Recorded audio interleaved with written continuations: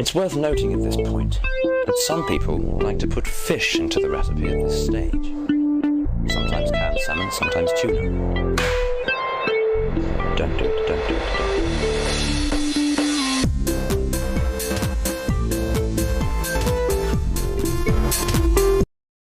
it. Hello and welcome to the Fresh Air Sci-Fi Show. I'm Joe. And I'm Dave. And today we are going to be having a discussion about art. And not only just discussing art, but actually discussing the concept of art and what is art. And Dave has very kindly created a presentation for us.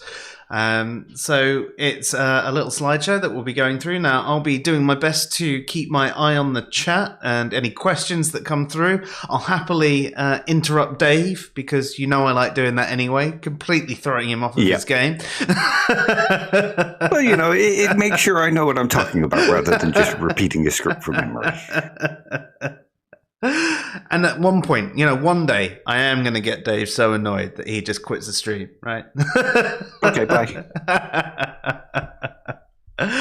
But yeah, so we've got that for you. And but before we start that, I just wanted to remind you all that we have been starting to release our responses to the questions for theists and questions for atheists every Tuesday from at around 9 p.m. We are going to be releasing the next video. So far we have released 2 of the questions for theists and 1 of the questions for atheists, and we've got the next one coming up on Tuesday at 9 p.m. That doesn't mean that it's too late to submit your answers. We may have recorded answers to roughly the first 5 of each, but we will still happily add you in if you've got some good answers for the rest of them. And not only that, if we get enough answers that are completely different, right, we will more than happily add those in and in fact do an entire second wave of answers. We're still looking for a lot of answers from Muslims and Hindus and other forms of polytheist. So if you can get a video response and tag it under the video, we would very, very, very much love you to do that. Hello, Jeff and Twisted. Nice to see you. And Kimmo as well. Great to have you all here right at the start. So as there's a few of you here already, I am going to put things into Be Right Back briefly so that Dave can get his presentation up. And if you've just joined in, we're having a discussion on what is art.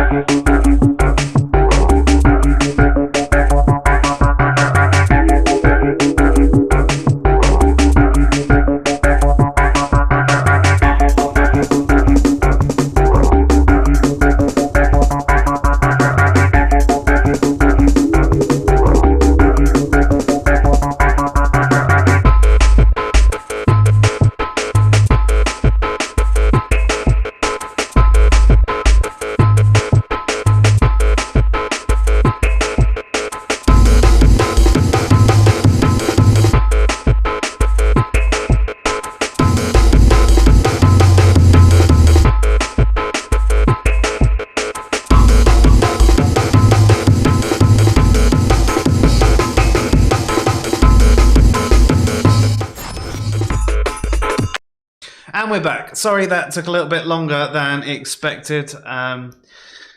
We did Dave have is terrible with Discord. Yeah, I was just telling people in the chat. Yeah, we did a test beforehand, and everything seemed to be working fine. And what happens when you go live? Yeah, it stops working. But yeah, it is working. So tonight is Dave's presentation, and so it is what is art, and this is the moment where I should shut up, but I'm just annoying him that little bit longer. I'm too zen to be annoyed. I haven't got enough hair to be annoyed. All the heat escapes out the top of the head immediately. That's the secret to Zen. Is that why all monks actually have a shaved head? Oh my god, Dave's just worked it out. Dave has sold monkism. Monkeyism? Oh no, those are NFTs.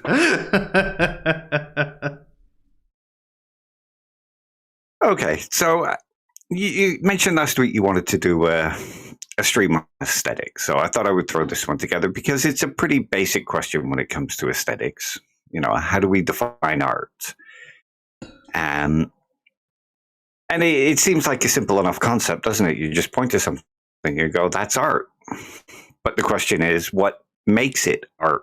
How would you actually define when something is an artwork?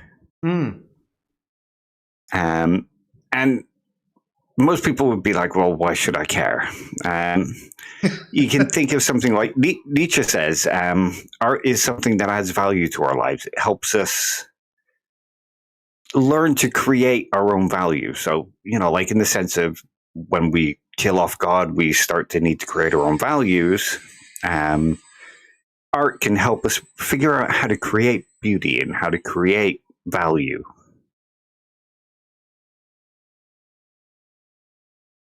It's actually quite funny that this topic came up because yesterday, I think it was, there was a meeting at a company I may or may not work for, and they claimed that the new logo should be considered art, and I was just like, what about that speaks to art at all? So I'm hoping in this stream that there's an answer of how we can actually consider it art, at least above, well, I just think it is.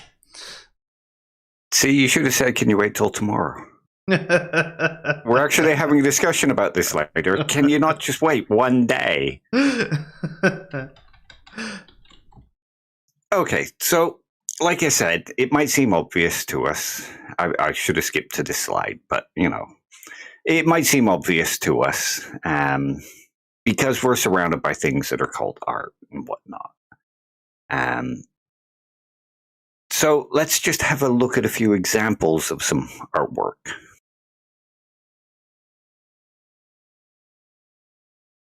This is a painting from Norman Rockwell, who we all know was a painter in America, and he sort of captured American life. Would you call this art? Yeah. And side note, my friend, when I was growing up, his dad owned the restaurant Rockwell's. So there you go. Okay, nice one. And it sort of fits in with rock theism. Yeah. It's the belief that Norman Rockwell is an art god. What would Elmo say to that? Well, we're not talking rocks, we're talking Rockwells.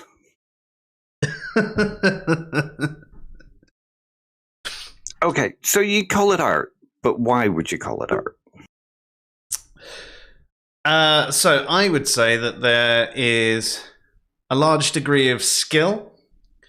There is something captured of reality and depicted in an incredibly realistic way for this particular thing as well.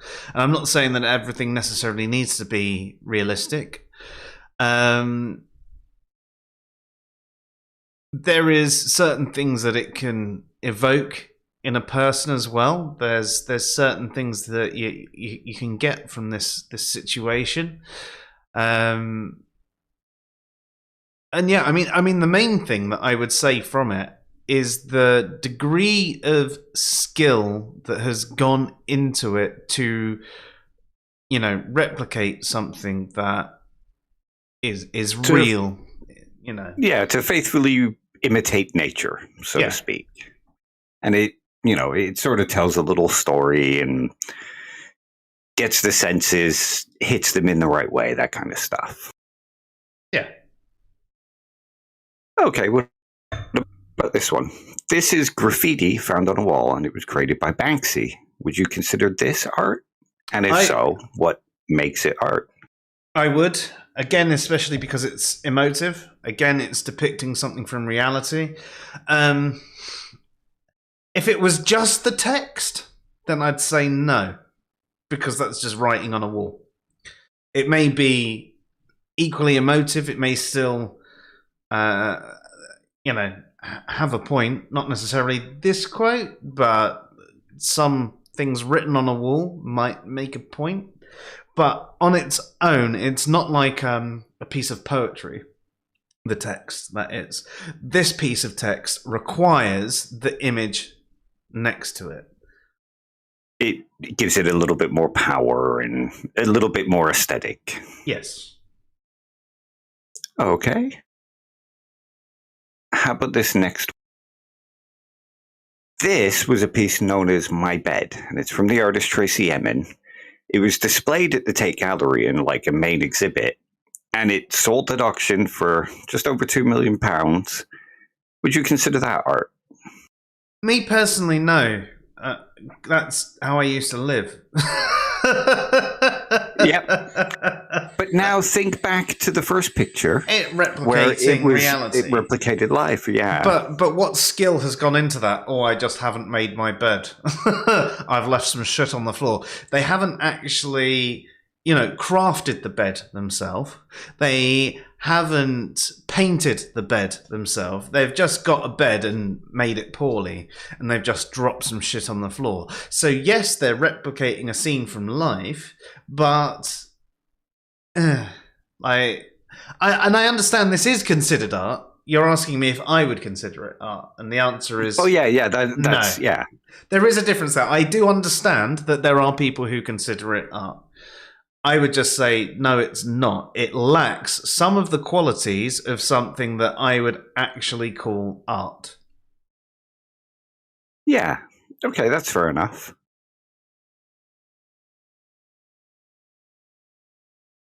Okay. So they are literally all considered art, though. You might not consider them art. But they are all considered art to some degree. And there is nothing really that sort of connects them. As we could see, there was the image in the Rockwell painting kind of captured a moment in time. It had a nostalgic feeling. It evoked certain emotions. There was skill, like you said. The Banksy one, that sort of had the same. It had an aesthetic quality to it. It passed on a kind of narrative. It took skill because, he had to create the stencils. He had to choose the right colors. He had to do it kind of undercover, so to speak. But the Tracey Emin one is still considered art. You might not consider it art, but in the art world, it was obviously considered a very good piece, and it sold for a lot of money. I mean, some people are just wrong. Oh yeah, I agree. So it doesn't seem to be that there's any particular thing that runs through all of them to be considered art. Agreed. It's probably a case of there are certain qualities, and if they hit enough of these particular qualities, then it can be regarded as art. So we've actually had a couple of comments come in that should be addressed before we move on. So Casual Philosophy says, but writing can be art. Aren't novels, literature a form of art? Yes, I completely agree. So I would say like a poem or a novel or anything like that are definitely a form of art. What I was saying about the Banksy piece is those particular words on their own were not enough to be regarded as art. They needed the image for the whole thing to be regarded as art. I wouldn't have said that image necessarily needed the words, though. It just gave it more power. But I definitely agree, writing can be art.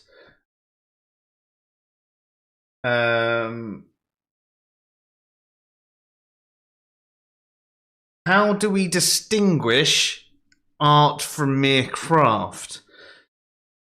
I mean, that's... See, I've already thought of that one, and it's... Is it we're coming gonna be later? Discussing it later on. Okay, Yeah. so that one's coming up later, and if you want an answer, you're going to have to wait.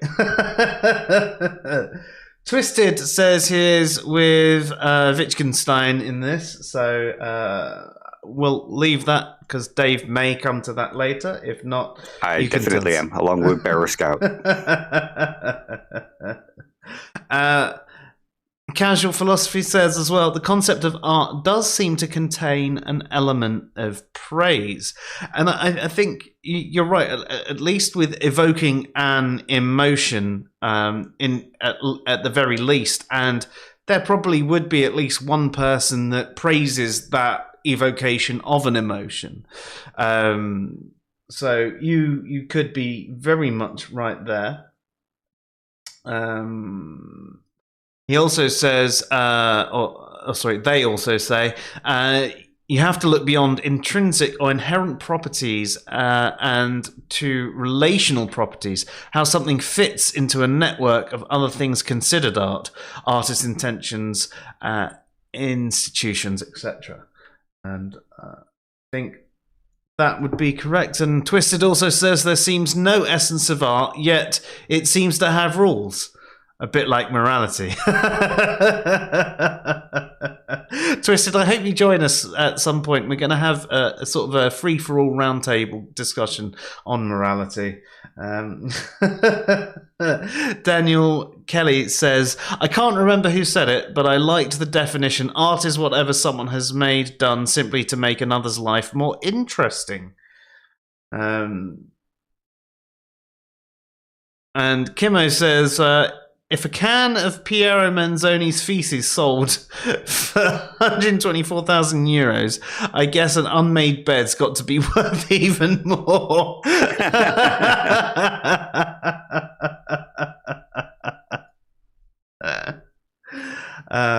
Brilliant. Okay, so there we go. We're caught up with all the messages, Dave. Please continue. Nice one. Okay, so like any other topic in philosophy, like Twisted says, morality has similar kind of features. There's lots of theories about what makes something art. And there's kind of three traditional theories. These go back. There's modern theories to come, but these are sort of old theories from like Plato and Aristotle and stuff. And the first theory is art as a copy of nature. So Plato likened art to a mirror, and the art reflects the world around us back to us. So a tragedy will reflect the life of a tragic person or a tragic story back to us. A sculpture kind of reflects a moment in time back to us and captures how a person looks or what have you. And Aristotle kind of likened it to history tries to describe what actually has happened, whereas art is more about describing possibilities, what could happen, kind of reflects moral virtues back at us, that kind of thing. The science fiction is basically art under this description. Yeah, and what they're mostly talking about are poetry and that kind of textual narrative art or a play or what have you. Plato didn't really like poets and actors. He saw them as people that bewitched other people because it got them caught up in a story and made them believe things were real that weren't actually real. If you think back to our discussion about fictional emotions. Yeah. The horror of it all and all of that. Yeah. So there could be said that there's a couple of things here. Art doesn't necessarily imitate life. You can think of something like, what's his name? The guy who did the chicken soups. Andy Warhol. He stacked up a pile of Brillo boxes, like remade them, covered them in labels, and called them art. That's imitating life. But now think of something like Salvador Dali's watches. That doesn't necessarily imitate life. It's not reflecting life back at us. Unless you're on acid. Yeah, very true. And he most likely was. But art doesn't necessarily have to imitate life. It's just, it can. That's one of the things, like the Norman Rockwell painting. And I guess you could say Tracey Emin's bed imitates life because it's an imitation of her bed. But like you said, you wouldn't consider that to be art. So no, I think there has to be a bit of skill. Yeah. So there are other conditions that we can think of, like necessary conditions that go into making something art. Like you said, skill. A skilled writer comes much closer to being considered art. Dostoevsky Tolstoy even, is more artistic than the Turf Woman. J.K. Rowling. Yeah, there's like a huge difference there in the quality of writing and stuff.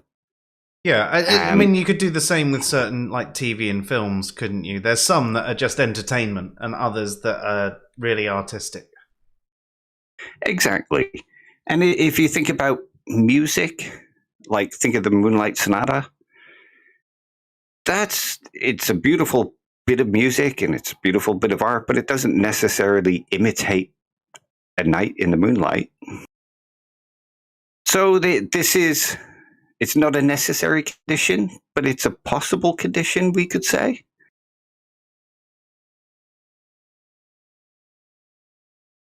Oscar Wilde kind of described art as something that's beautiful. The artist is the creator of beautiful things. So this would mean that works of art are kind of anything considered beautiful could be considered a work of art if they are created by artists. But now think of something like a cubist picture. It's not necessarily beautiful. Or think of, again, the fictional emotions like horror and tragedy. I'm not sure that you would consider them beautiful as such.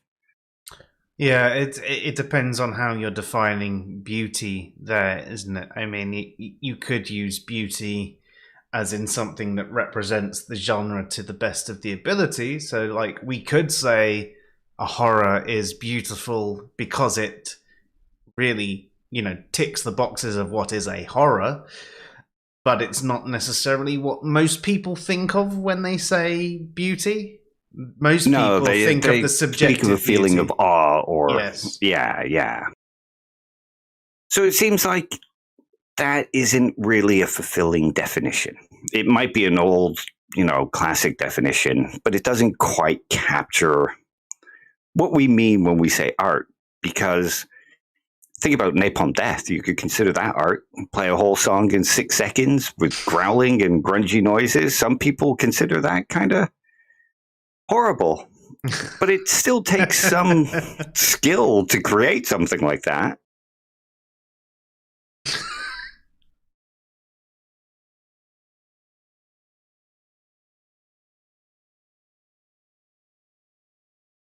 Okay. So tools. You okay? Yeah, no. You seem to suddenly freeze up for a sec. I think it was because I was swapping windows. Fair. And still not before quite you move used on, to the pop-out window. Lone Wolf has just said, keep in mind also, to Oscar Wilde, tragedy was a form of beauty. He captured this type of beauty well in his works. So, I mean, that is sort of along the lines of what we were saying. There is a certain beauty of fulfilling the parameters of a genre. So, there is still life that fits the parameters of still life is beautiful still life. And even though I might not regard certain bits of especially like abstract art, like necessarily that beautiful, under the parameters of what is supposed to be abstract art, you can still say that that is good abstract art. So therefore, you could say it's a form of beauty. It's a beautiful form of abstract art, even if I don't find it beautiful myself. So that's basically what you're saying there. Oscar Wilde, found tragedy beautiful, and he actually found a beauty in the feeling that tragedy gave him. And you could say the same for people who like horror and other things, couldn't you, Dave? Yeah. And actually, before we move on, Daniel Kelly says, maybe horror could be art, but if we embrace it as sublime rather than beautiful. And that was one of the points that you brought up in our conversation about, it wasn't the horror of it all, it was in Can Beauty Be Objective? Yeah. It was discussing Kendall Walton. So Tolstoy argued that art is a form of communication. Lone Wolf says, wait a second, is this whole show a roundabout way of making the case that this show is art? Well, it covers tragedy, communication. Joe's got the beauty part, I've got the horrific part. So, it's art. Look, there's even like paintings like in a gallery. Oh, yeah, no, there are. Look, yeah. There's the Joker over there. We've got Dragon Ball Z at the back there. We've got a Stormtrooper there. There's a Banksy. And I've got the School of Athens. I've even got a Banksy in the back. Yeah, you've got all the books and everything like that. I mean, look at that. Yeah, there's art. Art. Oh, well all played, carefully sculpted like an unmade bed. You worked out the purpose of this show before we did.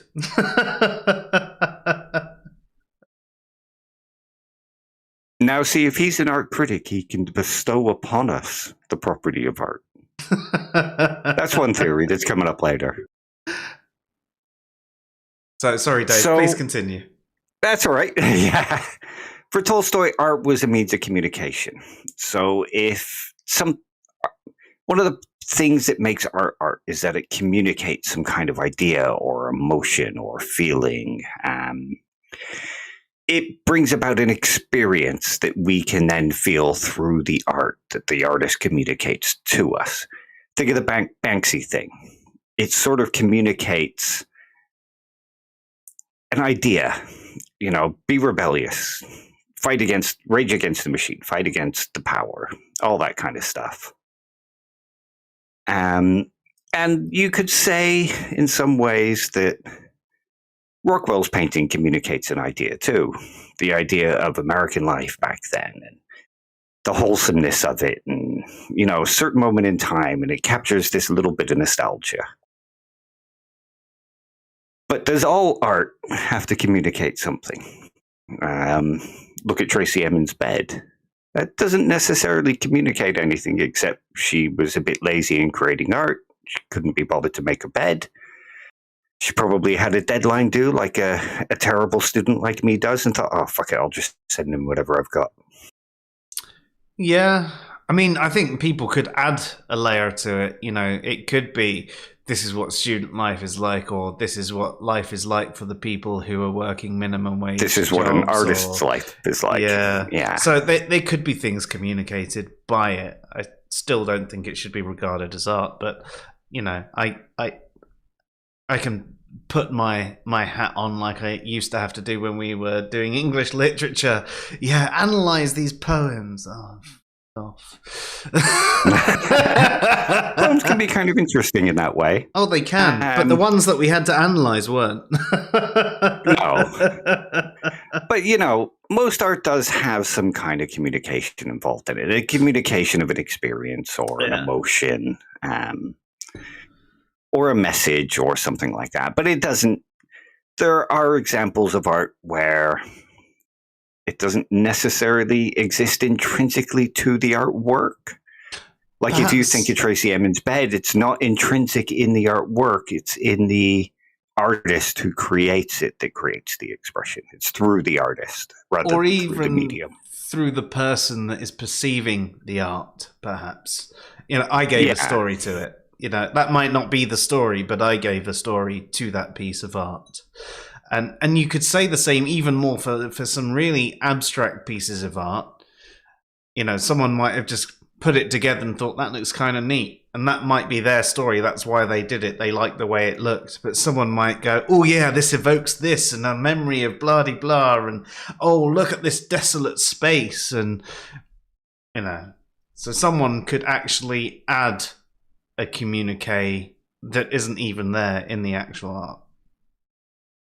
Absolutely.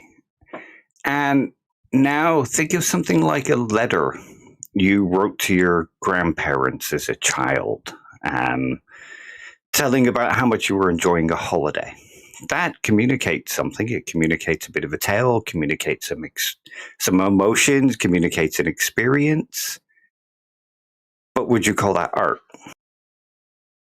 It's in the same ballpark as that bed. Yeah. So it seems that even with these might be conditions of art, but they're neither necessary nor sufficient. There is other things that we have to take into consideration when it comes to what makes something an artwork. Like you said in the beginning, skill, the aesthetic experience, and this goes for film, music, sculpture, painting, literature, anything like that. So these three attempts to capture it don't quite capture what art is. They capture elements of art. No, I agree there. I think so far it's almost been like theories of knowledge or theories of truth. They're almost capturing part of what something is to be knowledge, or part of something that is to be true, and not necessarily capturing the entirety of what is art. Yeah. We have a quick one from Kimmo just before we continue. He says, I like Joyce Carey's idea when he says that art will involve a discovery or a previously unrealized aspect of the actual world. On you frozen, Dave. So I've got no way of finding out your particular opinion on this because you're gone. Although, if anyone has Discord Nitro, we've just actually got a 3 months free. So by next stream, hopefully we're hoping to get round this issue because we're hoping we'll have higher priority in the Discord servers. But if anyone wants to give us a server boost at the same time, because you've got them spare, don't do it. Don't actually go out of your way to pay for it. I'm just saying if you've got them there and you've got no one to give them to. But yeah, he's still not coming back, is he?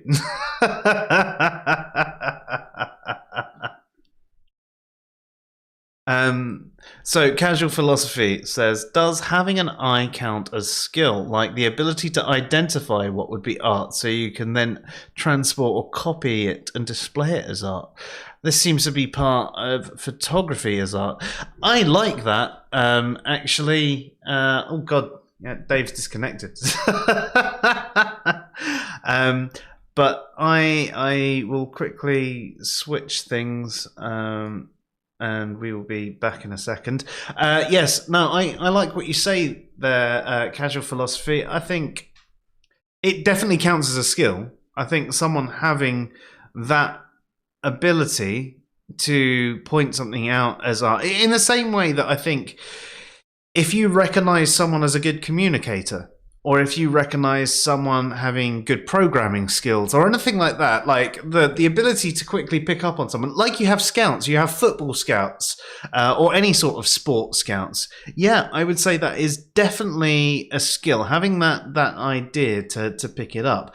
And in the same way that you could see, say, someone who, oh yeah, they're really, really good at football, and pick that up. You could have someone who goes, oh yeah, no, that's clearly art. And Dave did mention that later on we're going to have that conversation about how there are art critics. There are people who are highly skilled at picking out what art is. So there is an argument that art critics are people who can pick out art, just as there are people who are good at identifying, oh yeah, you're a good footballer, so you're going to be one. So quickly switching that back into the screen share. There we go. Sorry about that. That's okay. I think I managed to blag it long enough. Thankfully, there were a couple of questions that came in. No, I don't know why Discord keeps doing that to me. No, just boots me out and then sits there going connecting. No, I mean, I tell you what. We from next week we've got the Nitro thing to try out, and if that doesn't make it any better, I reckon we switch to trying Google Meet or anything like that. Lone Wolf says has a boost. Oh, thank you very much. Oh, nice one.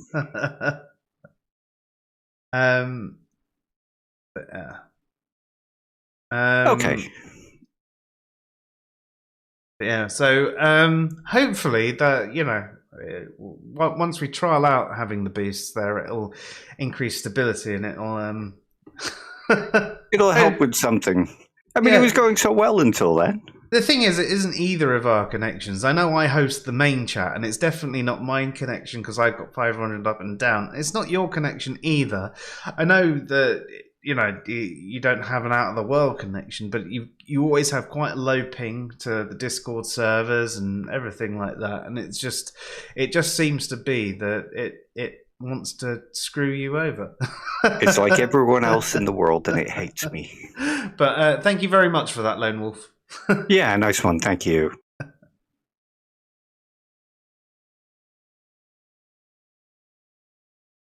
Okay, so T.S. Eliot is a poet, of course. He argued that Tolstoy's view makes art just a little bit too subjective. Like, the message that we take from it can be very subjective, very personal. And the message put forward is personal to the artist, according to Tolstoy. The message that he's trying to convey, the emotions that he's trying to convey, because he's saying that it's the artist trying to convey an experience that they have and trying to pass it on to somebody else so that they can perceive that experience. Yeah, and I suppose the person could experience something different, couldn't they? Two people could look at the same thing. Like, the artist is trying to convey X, person Y loves it, but because they experienced something completely different to what they were trying to convey in the first place. Yeah, exactly. And it's kind of hard. Our inner experiences are sort of ineffable. We can describe them, but we can never truly pass it on. I can tell you what I think a curry smells like. And I could probably describe it to some accuracy, but that will never truly let you know what a curry smells like until you smell it. Yeah, I mean, you're almost getting into qualia there, aren't you? Exactly. So for Eliot, it was using emotions, ordinary emotions, to express feelings. The point is to transcend the artist and oops, sorry, I was just reading the chat. It's to express feelings, not emotions, but to put people into a particular situation and give them a look into the personality of the artist, so to speak. So on that, from the chat, Lone Wolf actually says, someday afternoons will be measured with coffee spoons and T.S. Eliot. Yeah. Casual Philosophy says, though, I don't think communication is just from artist to person. I think we use art to communicate with each other. Part of the enjoyment of art is finding shared experiences with others. And I'd completely agree with that. What about you, Dave? I would, but Tolstoy wouldn't. Like, Tolstoy didn't even consider his own works to be art, as he put... Oh, he's gone again. Dave's gone again. Mistaken. Did you forget to connect to your VPN first today, Dave? Hello? Yes, you're back. I did. Okay. Yeah, I've not connected to the VPN, sorry. Yeah, it's a really odd thing, actually, right? Everybody knows, right? I mean, Kimo's put up a thing about theories of knowledge. Everybody knows that a VPN will slow down your connection because you're putting another link in the chain, right? So it should cause more problems. Everyone, except for Dave, who when he connects to a VPN has a more stable connection to Discord. Yeah, I don't understand that one either. It shouldn't be possible, but that seems to be how it works. There's clearly something in Dave's ISP that just doesn't like Discord. I mean, it's possible. Speaking of Kimo, he also says Elliot can have the afternoons as long as I can keep the glory of Wallace Stevens' Sunday morning. Yeah, unfortunately, I'm not familiar with that one.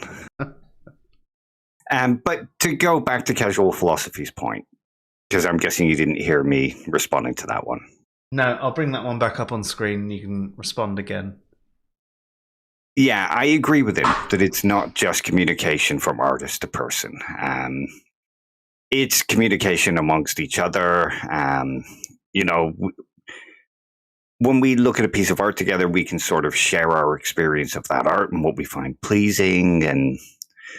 But Tolstoy didn't consider that.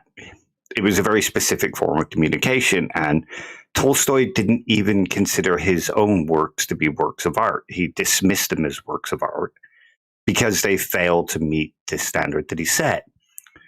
As he stated, he was mistaken in his youth and didn't really understand what art was when he wrote those books. Yet they are considered art in general. Yeah. So, he was probably just being a bit harsh on himself. Perfectionist, yeah. I guess. Okay. And now we have one that Lone Wolf mentioned earlier, the urinal. Now, this is something akin to Tracey Emin's work. This could be considered what's known as seriously weird art. You're saying it's piss poor? Something like that. Well, I mean, it's upside down for a start. So he submitted this to an art exhibition in 1917. All it was the standard urinal that you find in public toilets. He signed it, not even in his own name, and paid the fee, and it had to be displayed. It wasn't displayed in the main thing. It was put away somewhere shameful.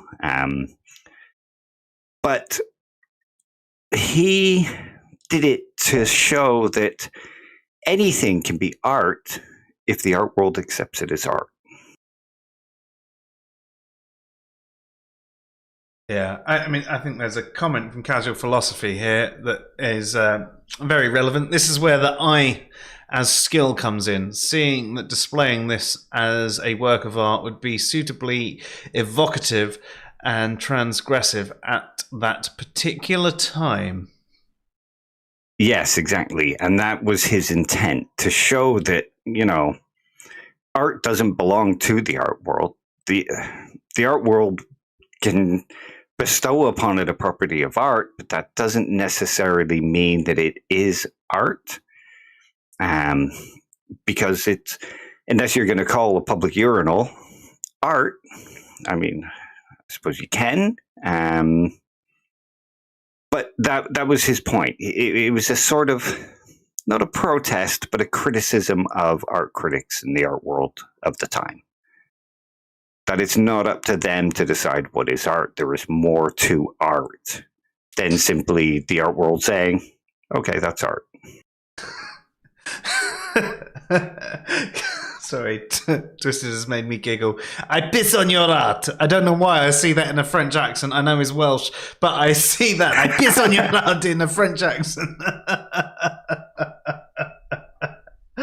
And Kimmo has a much more sensible statement saying Duchamp's Trebuchet from the same year was probably more iconoclastic than provocative. Is that the word? Is that how you say it? Iconoclastic. Iconoclastic. I've not even heard that word before. I thought I had a good vocabulary, but, you know, I know provocative, Dave. I'm not that dumb. I mean, I'm dumb, but I'm not that dumb. I'm not saying nothing. I don't know that one. Sorry. I'm not up on my art. I find aesthetics very interesting, but a lot of art doesn't pique my interest in the same way the actual concept and the discussion around what is art and what is beauty and stuff like that. I suppose I'm more of a wordy person.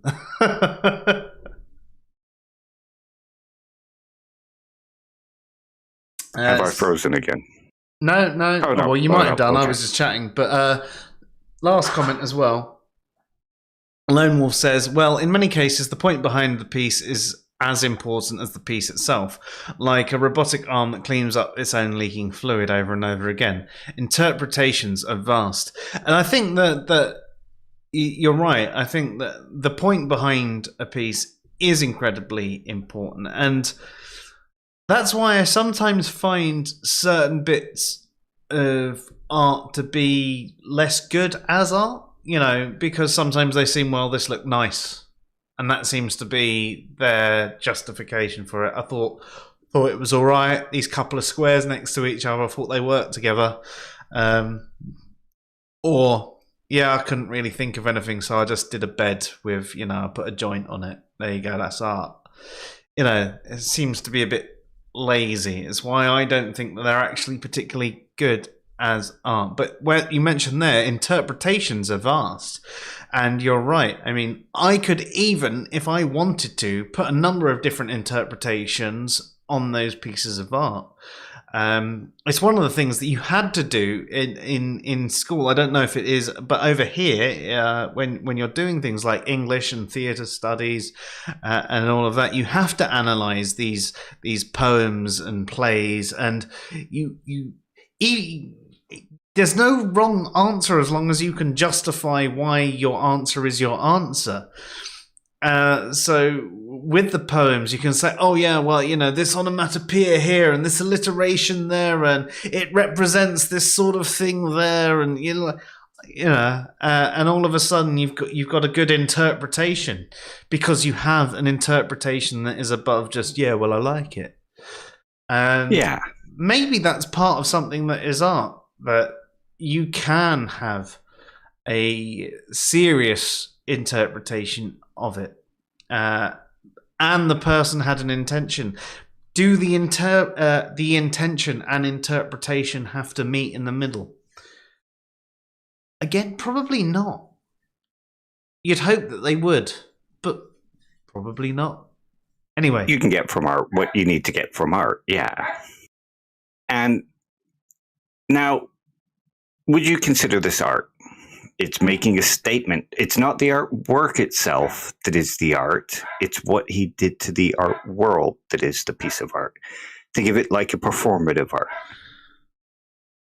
No, I still wouldn't regard it as art. I can understand the statement, but it's kind of like something that a philosopher submits that wasn't philosophy.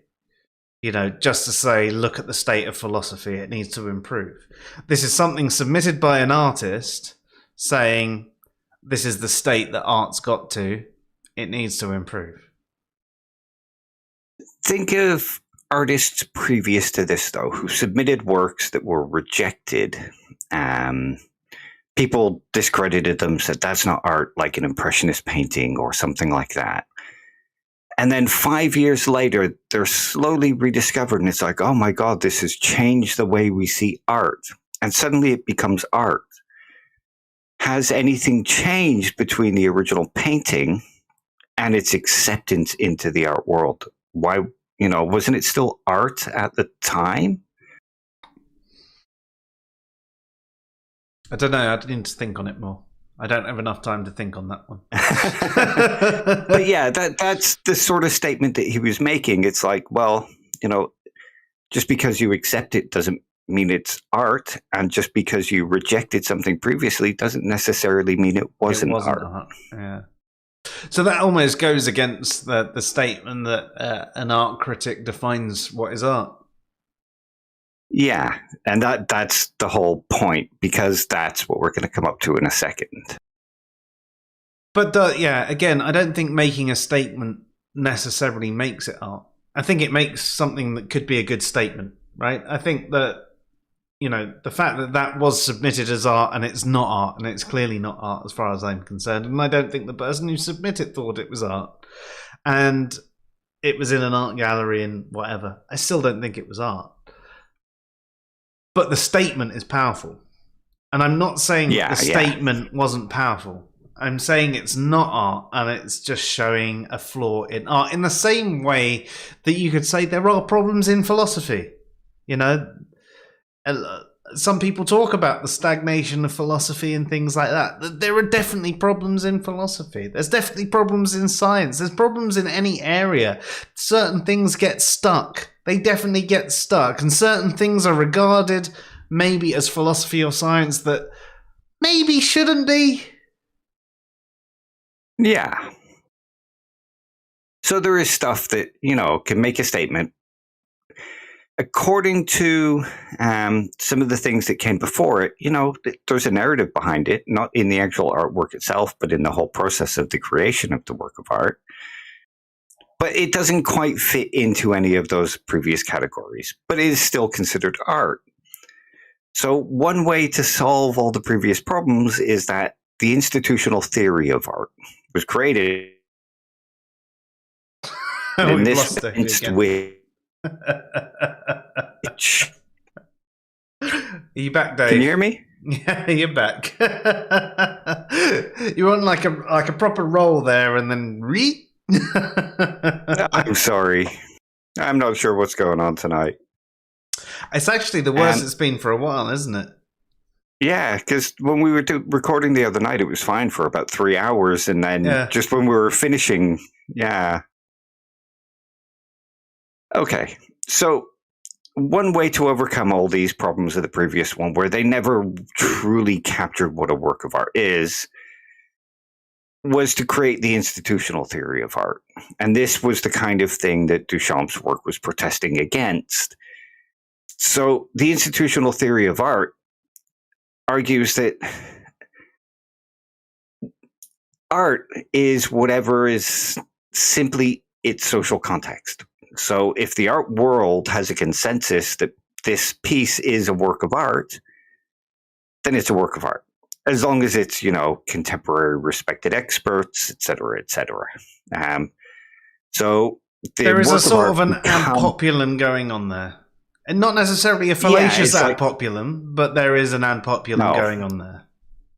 These people are experts in art. If they declare that it's a work of art, who are we to say that the experts are wrong if we're not trained to spot works of art, basically?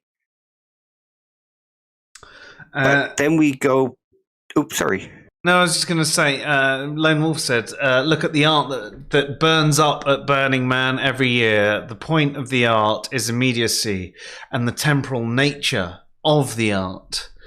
I mean, which adds, I think that's a lot of power to that sort of art as well. It does, actually. Yeah.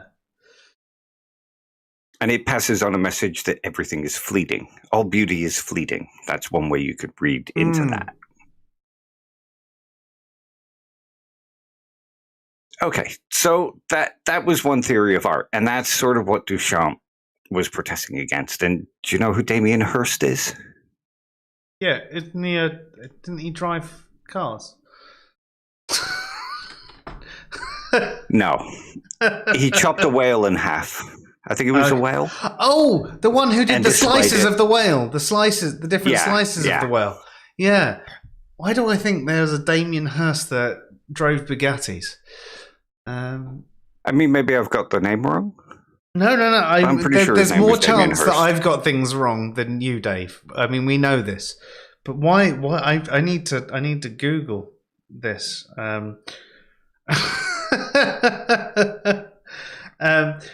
The only reason, I mean, sure, it was Damien Hirst.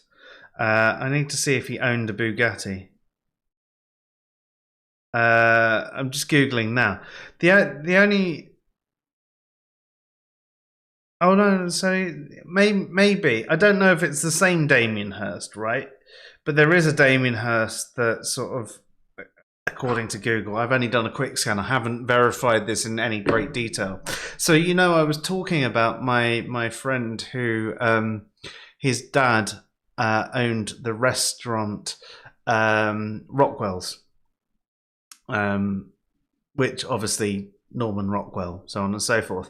His godfather, I swear, was called Damien Hirst, and his son, he kept buying his son Bugattis, and his son kept on destroying them. But they were so rich it didn't matter. And there was something ridiculous like, only 8 of these in the world. I mean, this is a story I was told as a 9-year-old child, so it could be all complete bullshit. But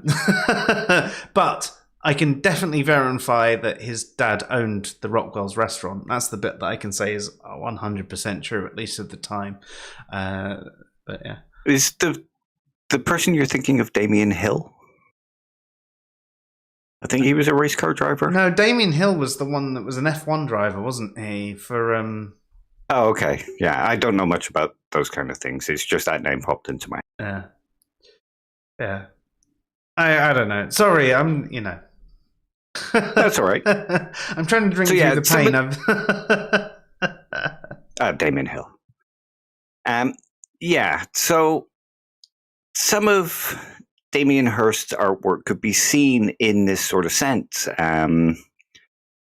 He was showing the kind of fickle nature of the art world. I mean, some of his stuff is really powerful, but some of his stuff could also be seen as trolling the art world as part of an artistic performance. Just to show that there are still these faults and artists keep protesting against them. So would you say he's like, the Wittgenstein of art? No. He's not that much of a genius. Fair. Okay, so John Kerry, who is kind of an art critic, he agrees that anything can be a work of art. It's not intrinsic properties to the object itself that make it a work of art. There's nothing inside the work, the work that makes it a work of art. What makes it a work of art is that someone... I just saw Foucault of art.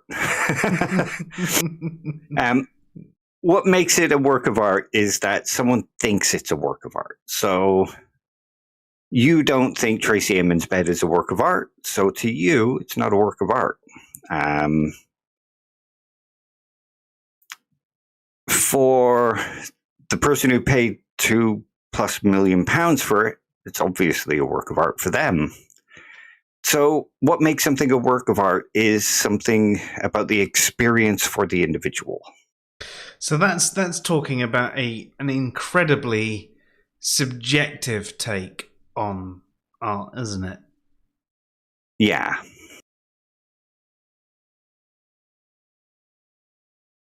I suppose there's nothing wrong with that inherently, really. There's just part of me that doesn't like it. It's like saying, well, yeah, I like heavy metal, but anything I decide is heavy metal. So therefore, me taking a piss outside and recording it is heavy metal, and I like it. You know, surely there's got to be some sort of rules in place. You know, there's got to be something. And I don't think it has to tick all the boxes. It's like certain things you were saying earlier. You know, when we've had the discussion, you know, that there's the bit around skill. There's a bit about, you know, trying to communicate something. There's something about the artist's emotion. There's something about the person viewing the art's emotion. So on and so forth. All of these things, I think, need to actually be ticked.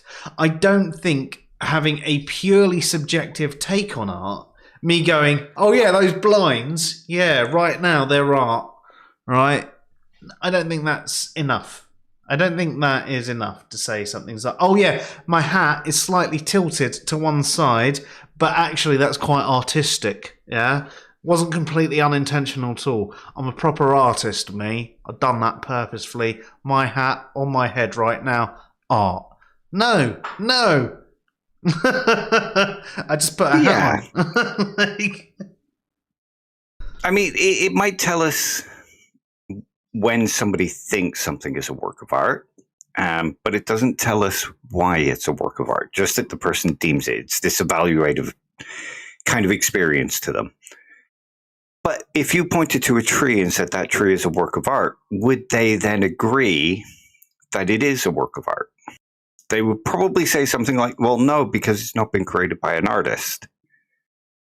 Or it's, I suppose, if they're a believer in God, they might say, well, God created the tree, so therefore it could be considered a work of art. But for most people who say art is whatever you call it, even then, there are probably some implicit conditions that they don't think about. Do you see what I mean? Yeah, no, I definitely do. But, you know, an individual thinking of something is a work of art does actually infer that it is a work of art to them. There's a certain aesthetic feeling that they get from it that makes them deem a work of art. But is that any more, like, good than moral subjectivism? Yeah. I mean, I feel like this is moral behavior. I feel like this is a work of art. If you think of something like, you know, you go down the pub and you're with your mates and somebody's been working all day, say a machinist or, you know, something like that. You all sit down, he grabs his pint and he drinks it and he goes, now that's a pint. I mean, he's not really said anything other than, I'm enjoying that. Yeah. Yeah, or like, now that's what I call a curry. How can you tell I had curry last night? Yeah, no, that's fair. I mean, I would infer from what he's saying there is that pint tastes really good for whatever it's a reason. Wonderful experience. Yeah. I'm really enjoying this one. He's not tasting it as a dirty pint. It doesn't taste like there's loads of line cleaner in there, and he's probably a little bit thirsty for whatever reason. He's a bit stressed, and the experience, the relief he's getting on it. So not only is it a decent pint in the sense that it's not dirty and nasty and filled with other shit, he's in a state right now where that pint is exactly what he needs to fulfill that requirement. Yeah, and the same with food, or now that's a bong, you know. Yeah. I've had a good hit. It tastes good. Yeah. So even from that, we can infer that it's not just because they call it a work of art that makes it a work of art. It's particular properties, particular aesthetic properties that it invokes in them that makes them described as art. So perhaps that's what a work of art is. It invokes kind of particular awe-inspiring, enthusiastic kind of emotions in somebody. It's an experience. It's not properties, but it's the experience of what's happening. But even then, it doesn't seem to work for me because, if you say, now that's a pint, well, yeah, okay, but that's not what makes it a pint. There are other properties within that makes it a pint. Hops, barley, it's crafted well, all those kind of things. Yeah, no, that's fair.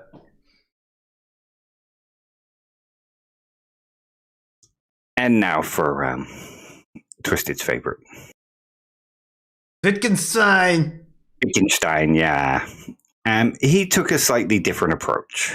I'd just like to say, not Wittgenstein, as how I used to pronounce his name before I heard anyone else say it.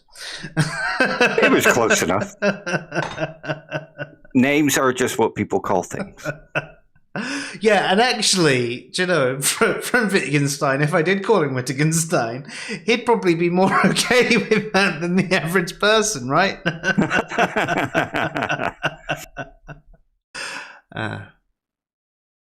So, for Wittgenstein, art isn't necessarily a set of necessary and sufficient conditions, and it isn't necessarily just the fact that somebody calls it art.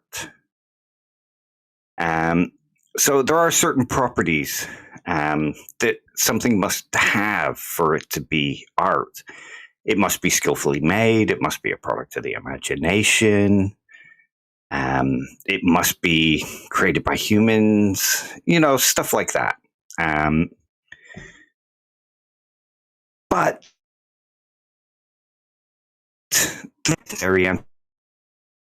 oh no, you died, Dave. You died. Can you hear me? Yeah, you're back. Yeah. So, for Wittgenstein, there is no necessary and sufficient condition that could cover all genres of art or all pieces of art, because what makes music great is different to what makes a novel great. What makes a novel great is different to what makes a painting great. So they all are kind of based on family resemblances. So they're all crafted, they're all created to be art, they're all created to have specific experiential qualities. But it's sort of like a game. And, this was his example, the paradigm of the game. If I said to you to define what a game is, could you give me a universal definition with necessary and sufficient conditions that would describe all games? No, not all games. I think there are certain things that you'd find in most games, but I don't think they're necessarily present in all games. And I think there are. I mean, I actually like what he says here, and the whole family resemblance thing. It is. I mean, if you think about a family resemblance, you think about your kids or your aunt or your uncle or your great grandfather. There are certain things there that show you that you're related to them, even if you don't completely look like them. Even if you mostly don't look like them at all, there's still things that make you go, yeah, no, you're still part of that family. And it's one of those things. I mean, so an example of something that is not art, right? I cannot draw. I am not an artist in any way, shape or form. But sometimes when I am doing streams, I doodle, right? And I can't find... Believe it or not, I had one that I thought was good. But stuff like this, right? I wouldn't regard that as art, right? It's just random doodles. I mean, there's even something that vaguely looks like Bart Simpson down in the bottom half, right? But none of that. I mean, I do it all the time. I'm sorry I bore you that much. No. It's not. It's because I'm trying to concentrate. The more I try and concentrate, the more I doodle. It might be a weird thing. It's one of the things I found out about myself is if I can focus on one other thing, then I have more attention for the thing I'm trying to focus on. Maybe that's an ADHD thing. I don't know. I do it with YouTube videos and music, where I'll put something on in the background, and if I start to notice myself hearing those things, then I know I'm not focused enough. That's and they'll always drag my attention away, but then I'll know that I'm drifting, and I go back to what I was doing. That makes a lot of sense. Yeah.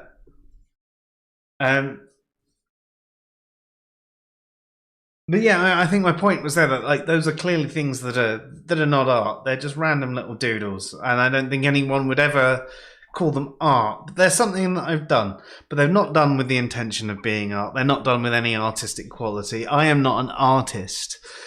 You know, the closest I've been to being an artist is when I used to act in plays. You know, and write my own plays and things like that. But I mean, we're going back 20 odd years. I am not an artist. I tried to be one and I failed. So basically, what you're saying is you're Hitler. No, I eat meat, and that is why I have not committed mass genocide.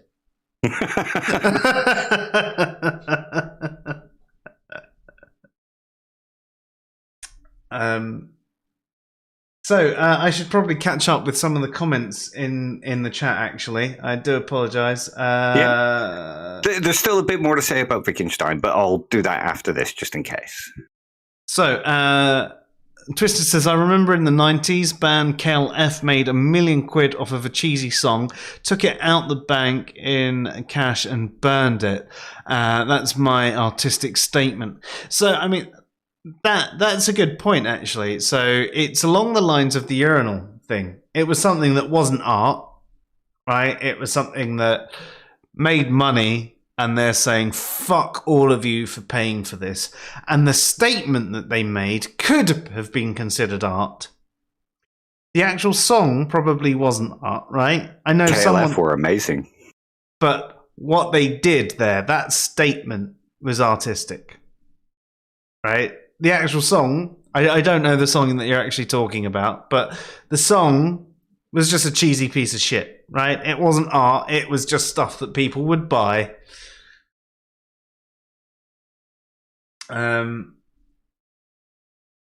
Kimo says, while I looked at a urinal in a new way, I think I might go into Dan Dennett's deepity category. I may be making a category error here. Do you know what he means there, Dave? It's a statement that sounds deep, but really that's basically how that is. I've frozen, haven't I? You did, but you're back. Am I back? Yeah. Yeah, a deepity for Daniel Dennett is sort of like a statement that sounds really profound, but has no actual real substance to it. Fair. Basically, everything I ever say. And me. Twisted says, Welsh internet is run by sheep and they get tired. Yep. I can actually agree to that because I can see the field of them.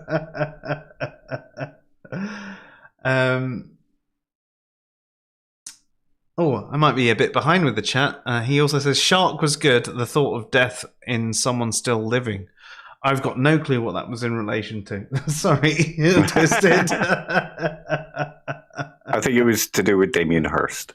Fair.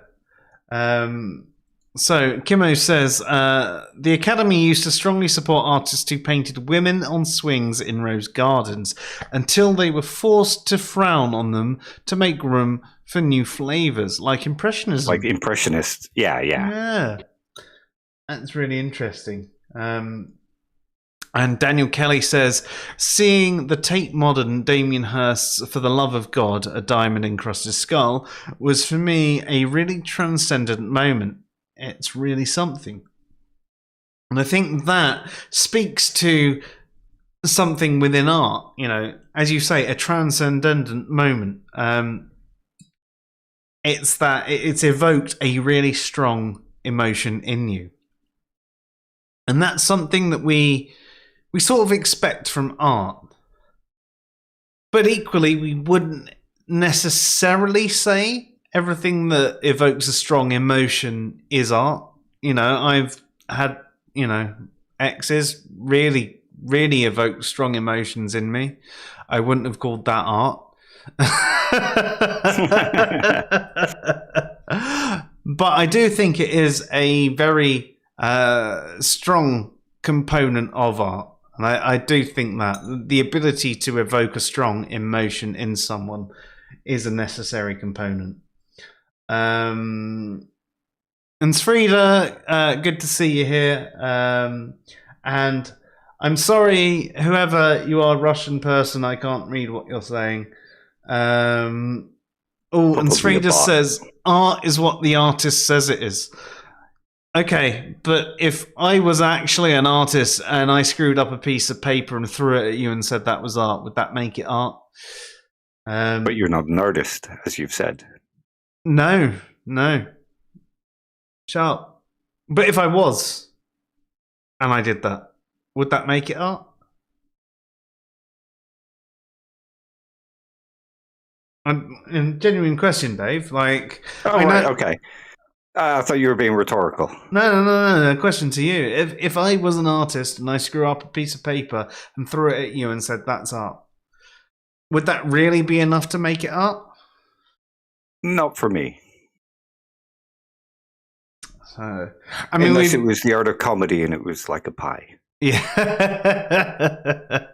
And Srida, we have gone through those definitions, and there are some that would say that agree with you, that an art is what an artist says it is, or an art is what an art critic says it is. But there has been talk, and there's something about art that it's a little bit more than that.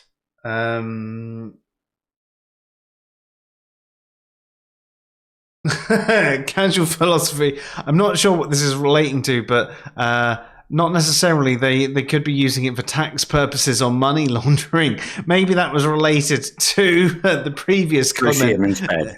No, Tracey Emin's bed. Oh, really? I would imagine. Yeah. They could be. Yeah. Sold for 2.2 million. Yeah. Drug money. Wasn't real art at all. They managed to clean 2 million off of that. Knowing Tracey Emin, there was a lot of it that went into drugs. So it's all a drug debt, actually. She made nothing. $350. That's all she got left. Kimo says, when the sheep run things, the customers get fleeced. Twisted says, well, what about the death of the artist, Ari meaning? It almost doesn't matter. Perhaps there are objective standards to aesthetics, however. Here comes philosophy to confuse us again. You're right there. Like, the death of an artist often does raise the value of art, of their art. Even if you don't necessarily agree at the time that it's art, the fact that they're dead, it still raises the value of their work. And that's getting into economics, and it's all bullshit. Martin would hate me for saying that, wouldn't he? He would. But Martin, you're not here. You should be here. Get on here with us, and you can, give me the proverbial slap I deserve. It's a challenge to you. Lone Wolf says, there are lots of ways things become art too. There was a time that Roman street goodies were junk to most Romans on the street, but now 1,000 years later, Roman toys are considered Roman art.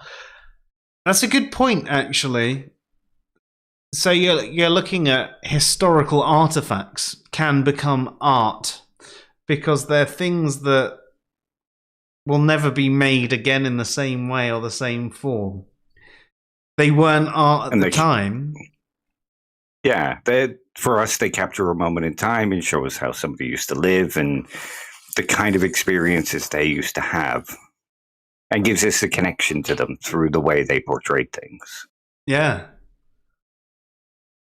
That's a really, really good point. So what you're saying there actually is Rebecca Black's Friday could one day be considered art, because they're capturing a time when the entire world laughed at one of the worst productions ever, and it got put around the world and on YouTube, and my God, it's going to be considered art one day, isn't it, Dave? No.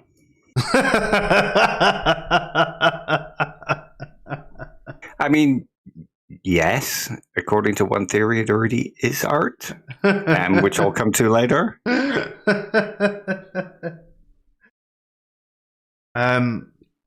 So Kimmer says, like the person that loves the Renoir painting he owns for 20 years and then discovers it's a forgery, suddenly thinks it's a crappy painting. That's a good point, right? I mean, it doesn't actually make it a crappy painting. It just means it's a copy. And does it being a copy mean it's not art if it's not the original piece? I mean, it could be considered kitsch to some idea because it's a reproduction meant for mass consumerism rather than the actual artwork of the artist. But the actual feeling it evokes could still be considered to be an aesthetic experience equivalent to the original in some ways. And Lone Wolf says, I think that's why they say art is in the eye of the beholder. You cannot intend to create art, but I could see your creation as art. I mean, I think you can still intend to create art. You could still have an artistic mindset and think you're going to fit in that variety. I think a lot of people who see themselves as artists are highly critical of their own work and will create 1,000 pieces that they will say are not art. And they can have a friend come round and they'll go, well, yeah, 900 of these 1,000 pieces are fucking amazing pieces of art. So it ties into what you're saying in the eye of the beholder. But I the only bit I disagree with there is you cannot intend to create art. I think people can intend to create art but feel like they failed.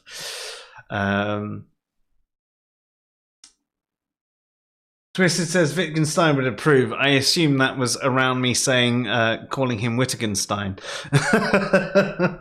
I hope so anyway. Kimmo says, per Hemingway, there's only 3 sports: mountaineering, auto racing, and bullfighting. The rest are games. There is that funny comment on sport, isn't there?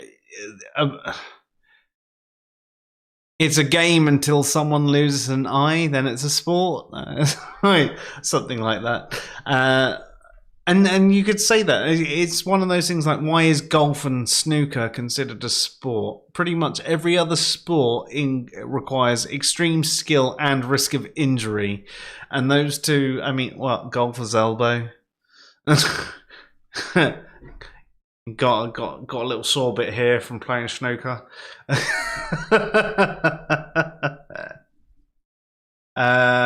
Twisted says, unlike Socrates, who was terribly upset about not finding the essence of justice or piety, Wittgenstein seems happy without the analytic reference to the real world things.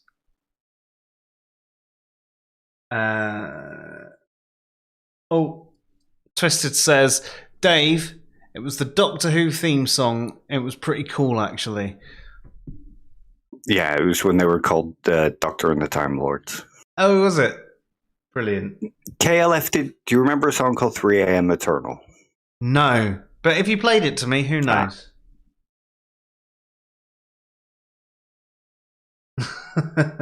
I'd have to hear it, Dave. Sorry. But you know. Lone Wolf, drugs make amazing art. Yeah. And you know what? Not only do they make amazing art, they make art amazing as well. So on both sides, from a moral point of view, could we say that we should encourage artists to take drugs because it makes their art better? And for people who like art, should we encourage them to take drugs as well because it makes their appreciation? Basically, should we just encourage everyone around the world to take drugs because it makes everything better? Okay, Nietzsche. You know, I'm glad you got the reference. I only got that reference because of you, but obviously I'm glad that you realised I was doing that.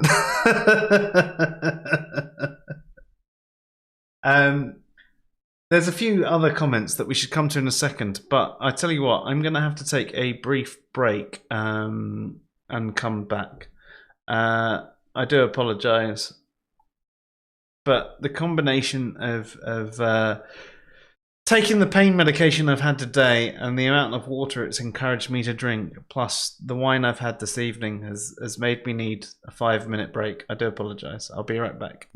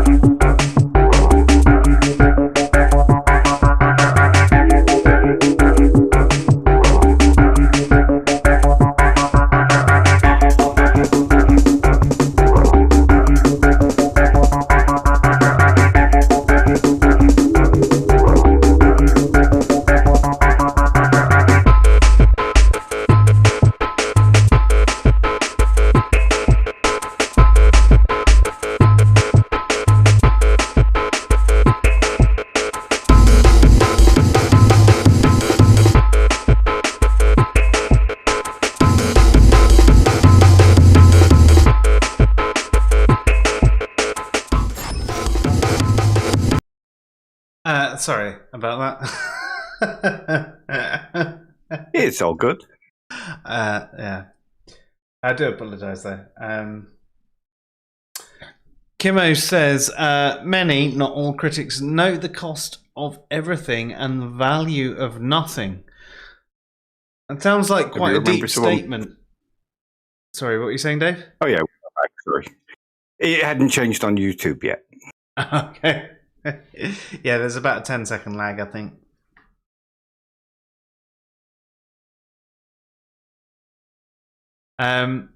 So yeah, that sounds like quite a deep statement, actually. Because value and cost are two different things. I mean, cost is a form of value. Obviously, it's essentially an instrumental value, whereas value they're using there is a preferential value, I'd say, an emotive value, not necessarily the same sort of value.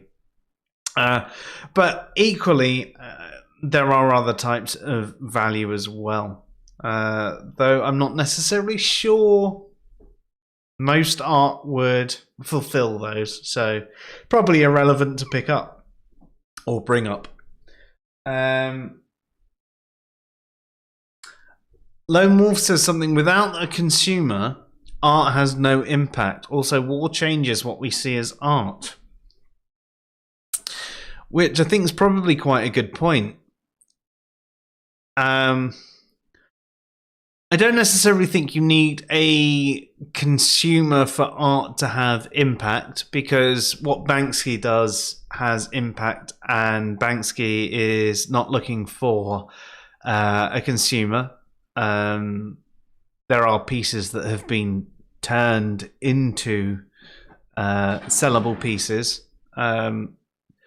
But if you think about things like provocative bits of graffiti, they're still art and there is no consumer for them. Consumer in the sense of someone that is purchasing them. There is still someone to perceive them, though. So if you mean consumer in the sense of someone that will absorb them in some way, rather than consumer in the sense of someone that will purchase them, then I completely agree with you there. Without life, there is no value. So without someone to perceive the art, art has no value or impact, as you say.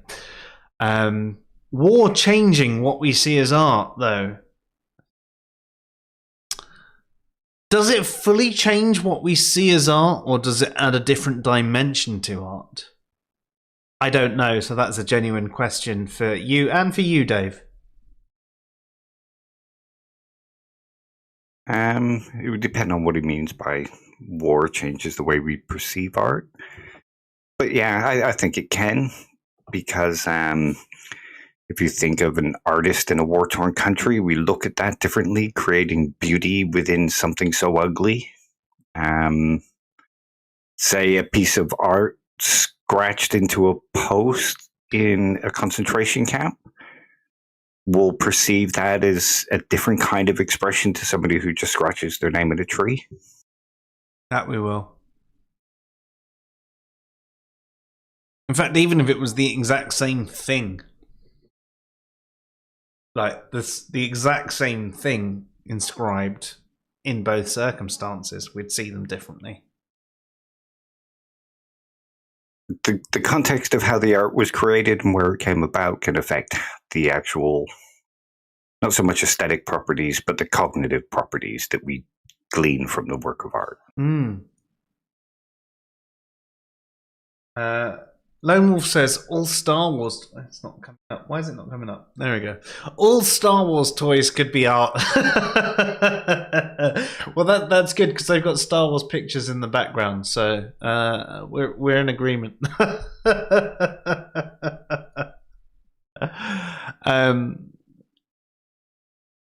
Kimo says that's the point. It seems to me of Keats' ode on a Grecian urn. I don't know what that relates to. Do you, Dave? I'm not familiar with the piece now. No. I do apologise, Kimo, but I'm far too ignorant for that one. I'm not above admitting my ignorance, so I hope you can appreciate that. Casual Philosophy says, this actually does happen in music. I've seen it in my lifetime. Stuff that is initially hated and disdained comes to be appreciated and lauded some 20 years later. And I think that happens in all forms of art. I think that happens, I mean, you consider about the first people who were trying to get certain art pieces, appreciated. It might not have been until they died and many years later they were suddenly thought of as amazing pieces of art. So it happens in all forms of art, not just music. Yeah, no, I agree with you. The question is it art, right? I mean, if we can talk about, let's talk about a really basic, crappy TV show, right? That was hated 10 years ago, but is really enjoyed now. But we wouldn't regard it as art, right? It wouldn't be regarded as art. We've just realised that it had certain bits of subtext that we didn't realise. It's funny, it appeals to us, but it's not necessarily artistic in the way other TV shows would be regarded as artistic. So with certain bits of music, right, some of them were incredibly artistic and ahead of their time. And some of them were incredibly basic and just not liked until there were the certain types of basic people who liked them 20 years later. Does that make them art? Under a certain definition that we've already discussed, it would make them art to those people. But under Wittgenstein's definition, maybe not.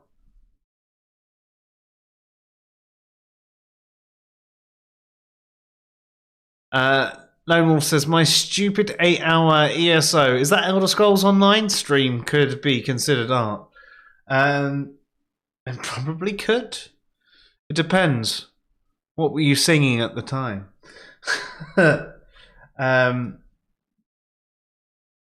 Casual Philosophy says, it's relevant that it's a copy because inherent properties aren't the only thing that's relevant. So this is what we're talking about earlier. So this is when we were talking about the copy of a piece of art. So if someone managed to paint a piece of art and did an exact replica, would it still be art? And I'd say that it probably is. It's just not original art. You know, if we were to play some Bach, right, or something like that, some music that's considered art, and people were to replicate it, it would still be artistic in nature, would it not? It's just not original art. It's not their art. It's someone else's art that you've managed to replicate. I mean, what's your thought on that, Dave? If you replicate someone else's art, does it stop it being art? No, because art, there are properties to art that the experiencer can glean from a copy. If it has a lot of the same aesthetic properties and stuff like that, just because it's not the original artist but merely a copy still allows the person to gain some kind of experience from it. Yeah. It would only be bad if they claimed that it was the original artist who painted it and then went on to sell it for £2 million. No, I agree. But then we're getting to the moral component there rather than the artistic component. Yeah. Yeah, no. So there you go. Carrying on. Sorry, we've got a load of comments, which is absolutely fantastic. I'm trying to keep up with them. Kimmo says the original forgery or question posed by Thomas More is a minor part of his utopia.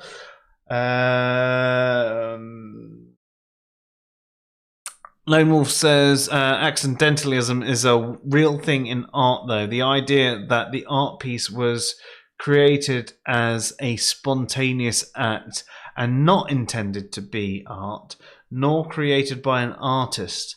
I love accidental pieces. So, by that notion, right, Lone Wolf,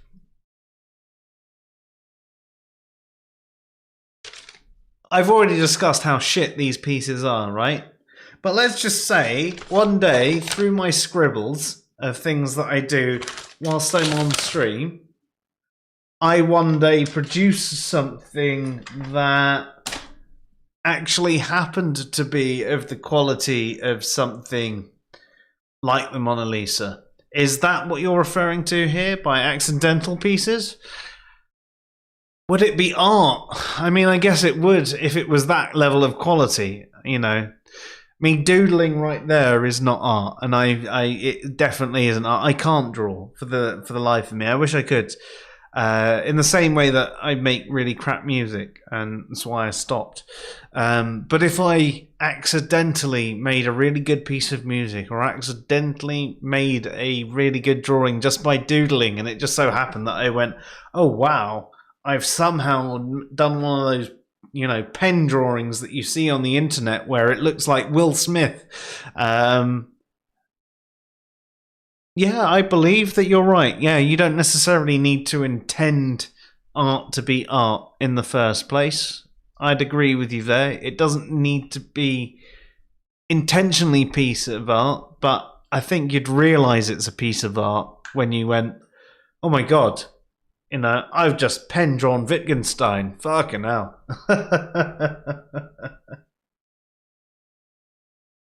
He also says, would you consider a violin made from human bones during wartime a piece of art?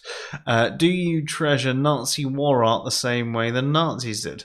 I mean, to be honest, give me a violin made of human bones, and in fact, make me a whole band of things made from human bones. I'd love that. I'd just replace my entire gym with a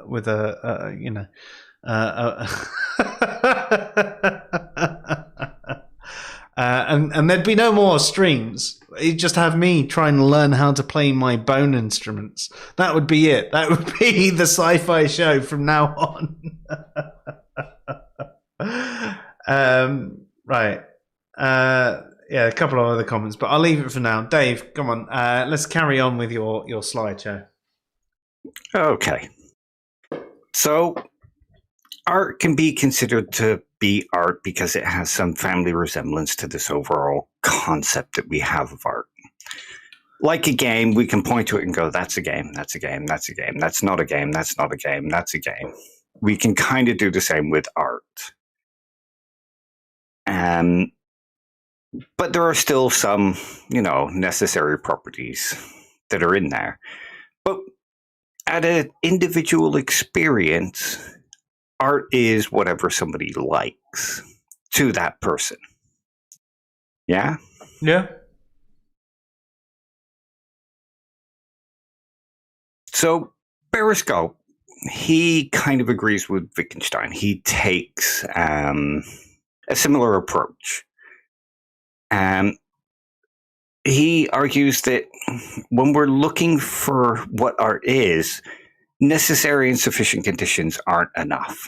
Yeah, we're being too strict. When it comes to art, we need to work on a looser set of conditions. Some of the things that he says that we can say count towards something being art is that it's the product of skill, it's the product of creative imagination, it's considered beautiful, it expresses the point of view of an individual, and he's got about another 6 to 10 more. I didn't jot them all down because it didn't fit on the slide.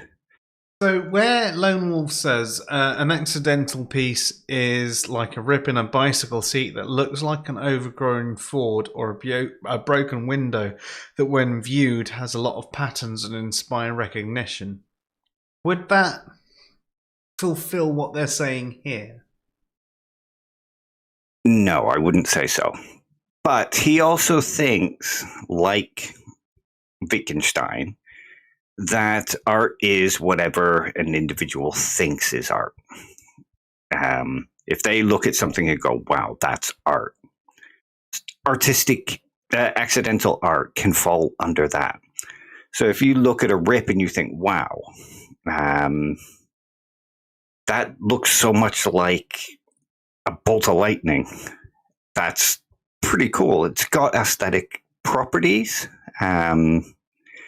It inspires an aesthetic feeling. So you could still say that it's a kind of art, but not in the sense that is being used here, where it's the product of skill, the product of imagination.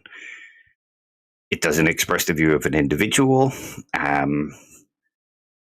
It's not created for the sense of being art. But, if they consider it beautiful, they're having an aesthetic experience. Art, that's one of the features of art. So it doesn't fully qualify as art, but it would be art to that person.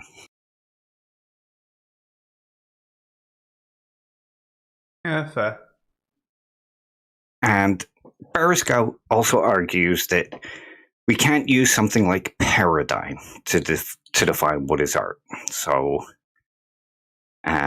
we can use family resemblance like Wittgenstein says, but we can't say it's part of a paradigm, because if you think about a film, it contains more than one kind of art in it. There's the musical score, the cinematography, the acting, the narrative plot, the writing.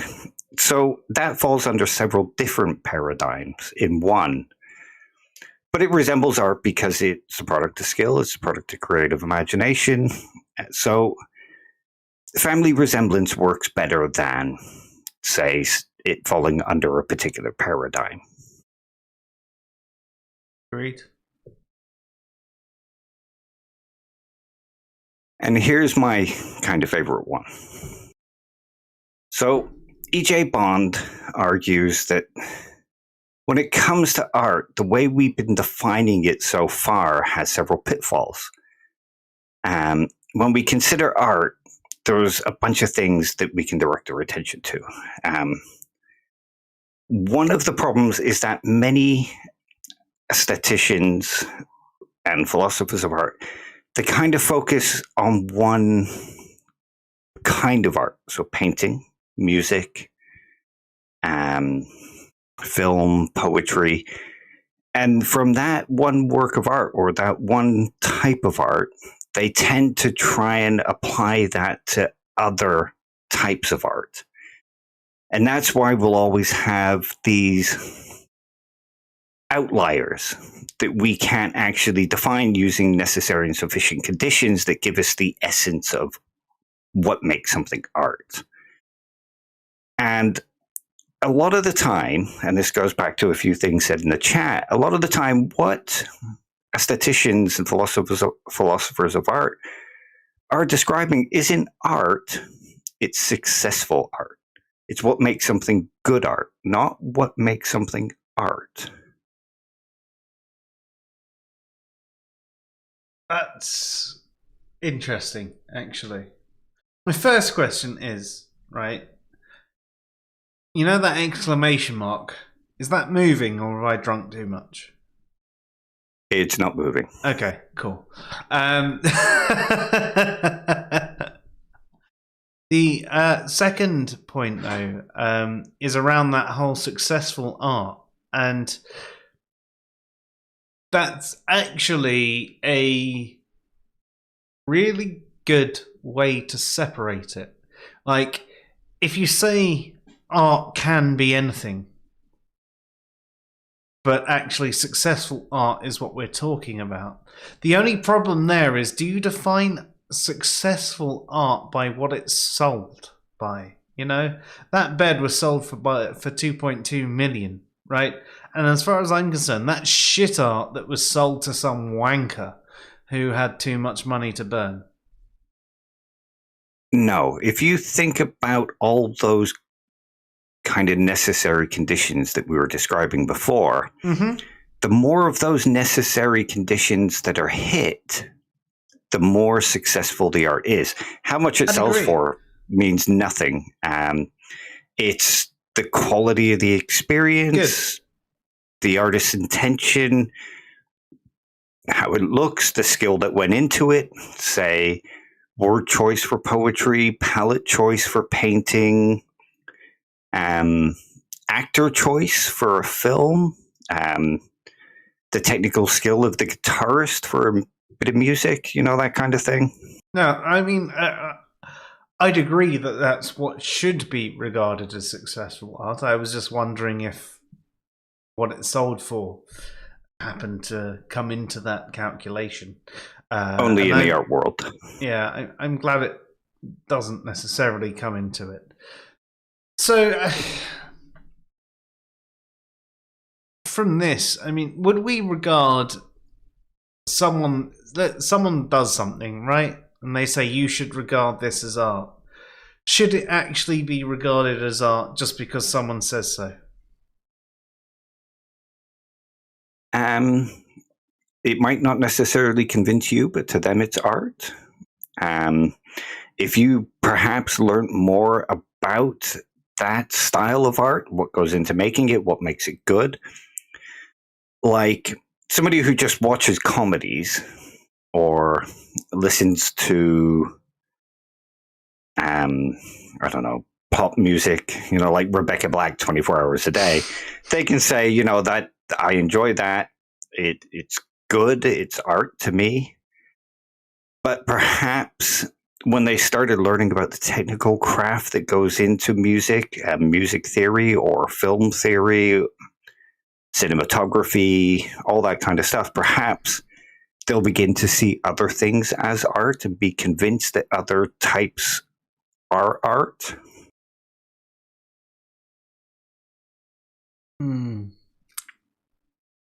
Like, there's a lot of people I know that wouldn't count horror movies as art, but I most certainly do. And I could probably convince some people that it's art. I wouldn't count all horror movies as art. No, but the idea of horror, the idea of a horror movie, again, there's this distinction between successful art and bad art. Yeah, no, see, this is the bit that I think I'd probably get stuck on. I think this is probably my problem, actually. I would regard successful art as art and anything that is not successful art as not art. Okay, but how would you justify that? From all the things that we've mentioned tonight that justify something as successful, because I've always had these thoughts, Dave. You know me. I'm one of them people. No, but on a serious notion, like when we've talked about horror and things like that, there are things that make a good horror, and you and I have had this discussion, and we've actually come to an accord of the things that we agree make a good horror. We don't like the jump horrors. We like the ones that actually have the good story. We like the things that make us question what it is to even be human, and so on and so forth. And that's what makes a good horror. And if we're talking about successful art in the realm of horror, that is what makes a successful horror rather than a bog standard horror. But they're still both horrors. There definitely are still both horrors. I wouldn't say one is not horror. No, so that's the same with art. So just because it's not successful art, it still comes under art. No, and that's what I'm admitting to. I'm saying up until this point, what I have regarded as not art is actually just not successful art. Not success. You could also say it's something like it's not art that's successful to you, but it might be successful to somebody else. But looking at what we've discussed tonight, there is almost 2 points there, isn't there? There's the subjective success and an objective success. There's the aesthetic experience, which would make an artwork successful to the viewer or the one who's consuming the art. But think of it in two separate ways. There's the non-cognitive element of art, where it's what we feel from it. It's the experience we have of it. It's the transcendental nature of the kind of experience of whatever it is we have in front of us, like a film or a story or a radio play. But there's also a cognitive element. There's understanding the skill that goes into it, the meaning behind it, the narrative, what you can glean from it. So there's two elements to art. So perhaps you could say successful art is not just what hits non-cognitively. It's not just the emotions that it evokes. But good art, successful art, also hits the cognitive elements. The sort of art that you can appreciate even if you don't personally like. At multiple levels, yeah. To make it really basic, you can appreciate someone's guitar skill even if you don't like even if you don't like the music. Yeah. Yeah. An example I'll give is Midsummer. I didn't particularly like that film. It wasn't something that struck home for me.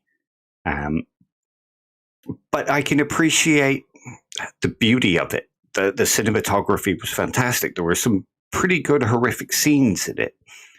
It used music well. There was some skill that went into it. It's just that my own experience of it wasn't wasn't something that I look for in a horror. I much prefer, if they're going to do a folk horror like that, I much prefer something like Wicker Man. And also, I've just seen Lone Wolf, and yes, the Toxic Avenger is real horror art. Trauma is amazing.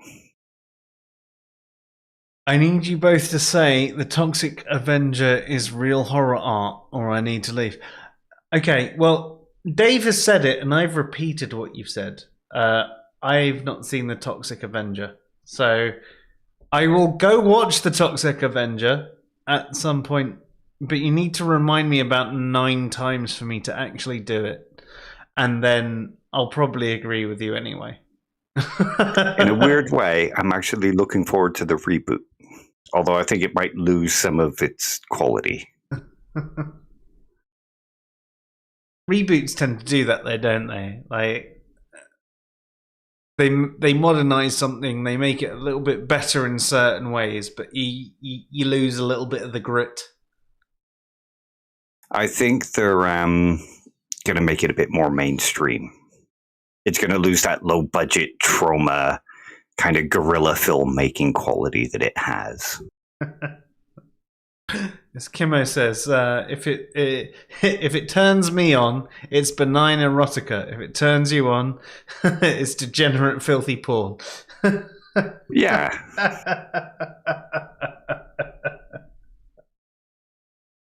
What happens if it turns us both on, Kimmo? You know, you're a match.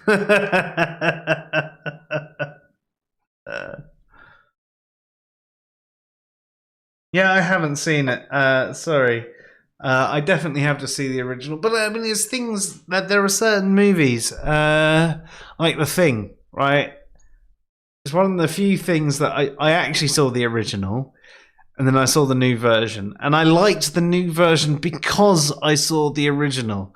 And the number of people that I've seen who have seen the new version and didn't like it. I mean, the new one was a prequel. I don't know if there's another new one above that, but the new one was a prequel to the original.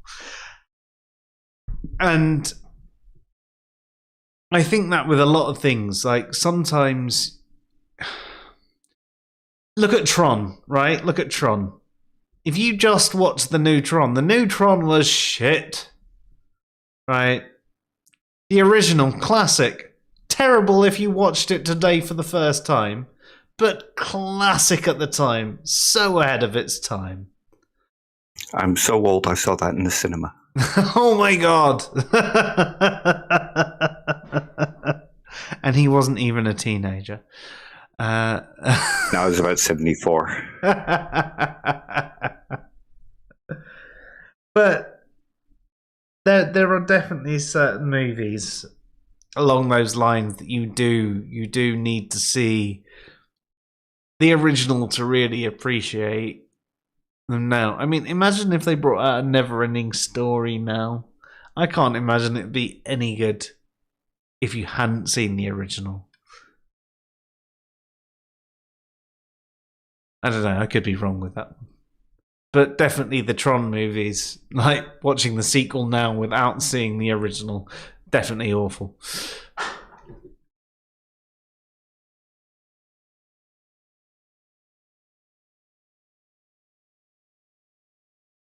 Any more comments to go? Kimmo says, if what turns me on also turns you on, you could likely reconsider some life choices you've made or are about to make.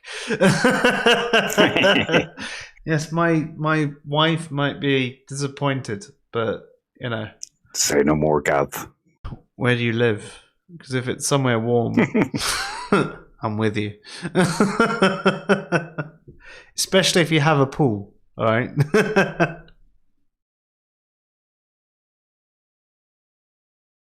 Okay, so next slide. So what Bond argues is that the way that philosophers have gone about trying to define art previously, they've done it in an erroneous way. They've looked at it as there's this overall category of art, and they've been trying to look for properties in each piece of art that make it fit into that category. when what it actually should be is that art is the genus. It's not the species, it's the genus. And music, poetry, painting, they're all species of art. So what makes something a good painting is different to what makes something art.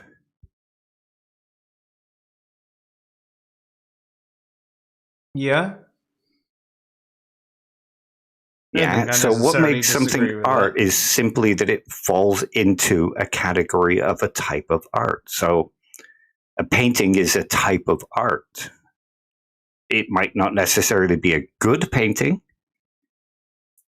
but it's still art.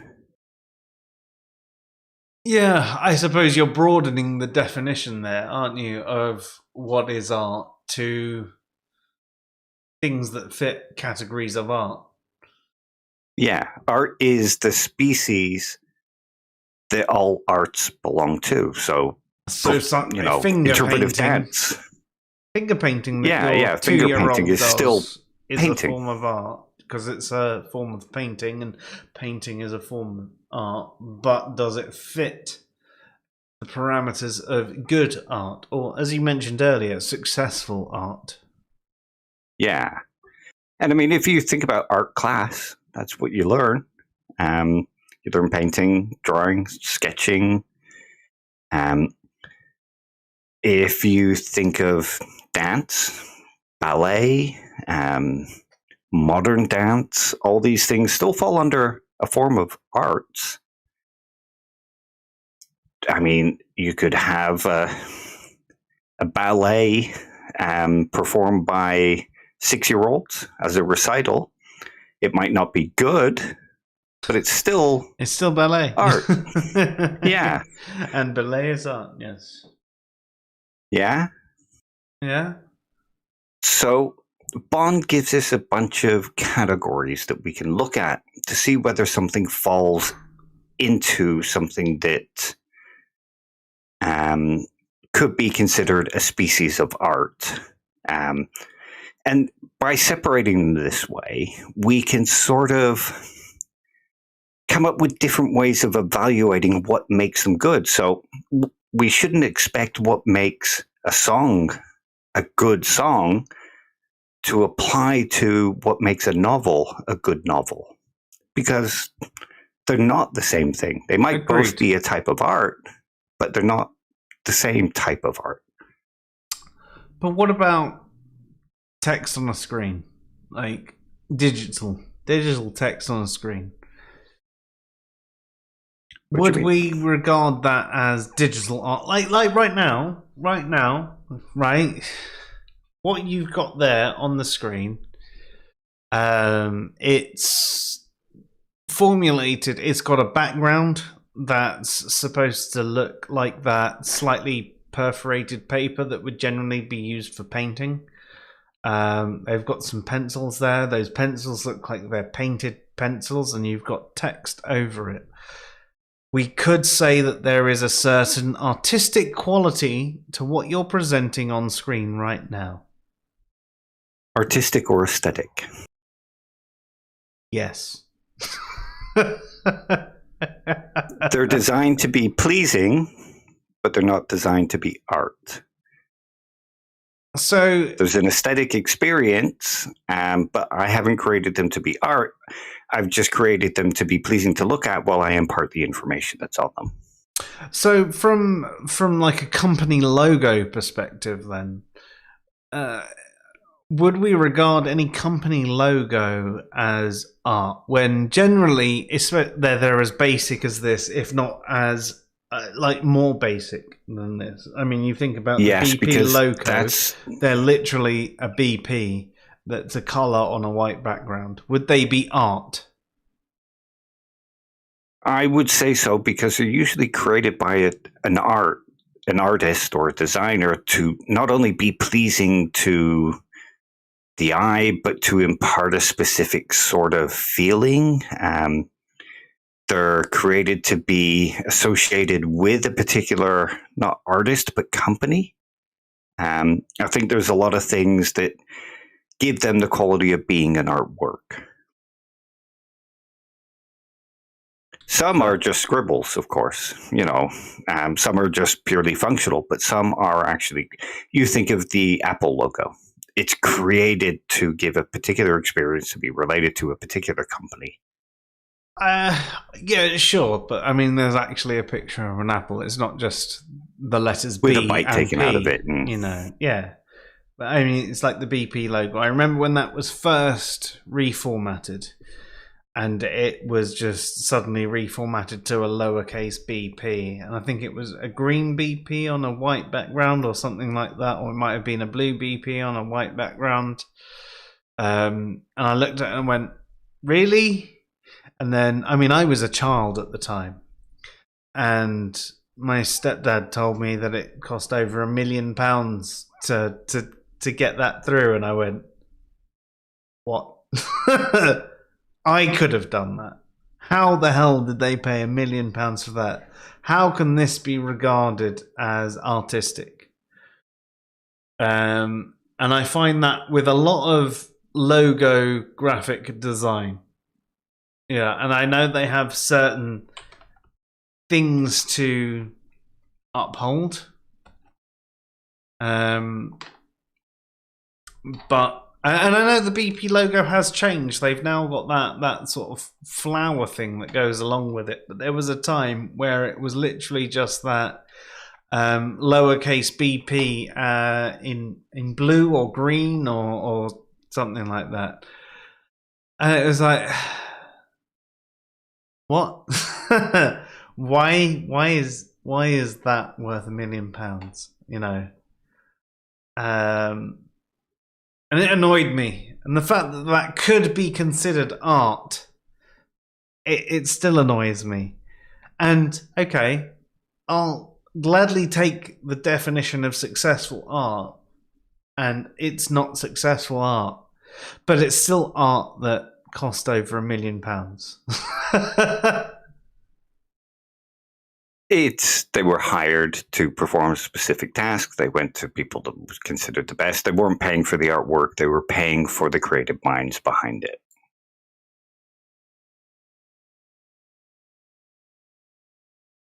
Oh, okay. So Bond gives us this set of criteria for determining if something is an art form. So this might help with deciding whether or not the BP logo belongs to an art form. So the first he puts is the form itself comprehends the product of intentional human activity and being identical to human activity in some cases. So in other words, it understands that it is the product of some human creating this thing to be intentionally a work of art, and belonging to a particular type of art.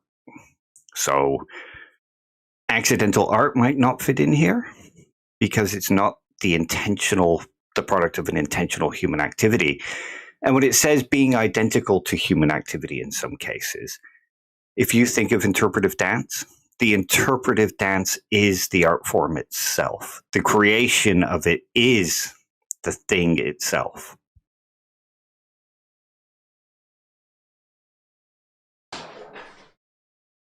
Or acting. The actor isn't creating something. The actor is the artwork, especially when it comes to a good actor. He's the one who makes you feel like the actor is not the character. They are two completely different people. Yeah.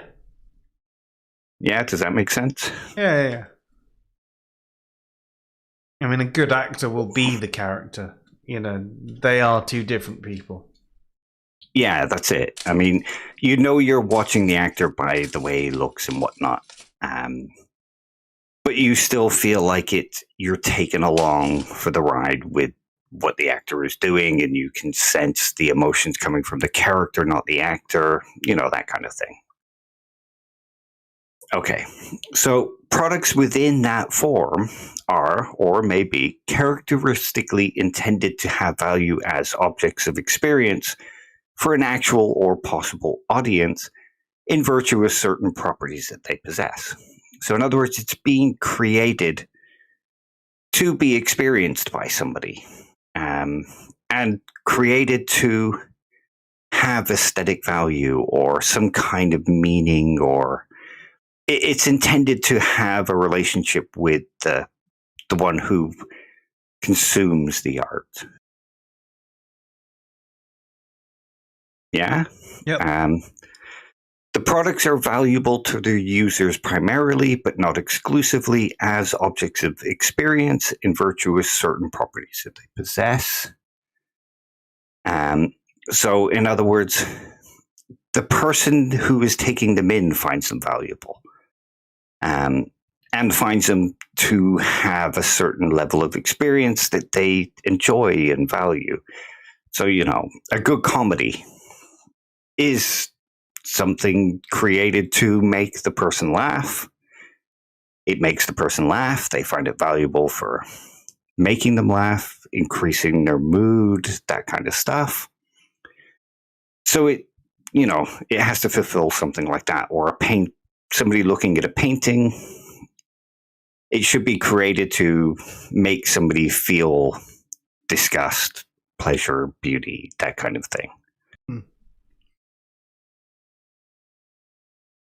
Within the form itself, there's the opportunity for the exercise of skill, technique, and craft. There is opportunity for creative imagination within the form. Products within that form can have a human meaning or significance beyond the mere surface or decorative properties. So a good horror film isn't just blood and guts. It's,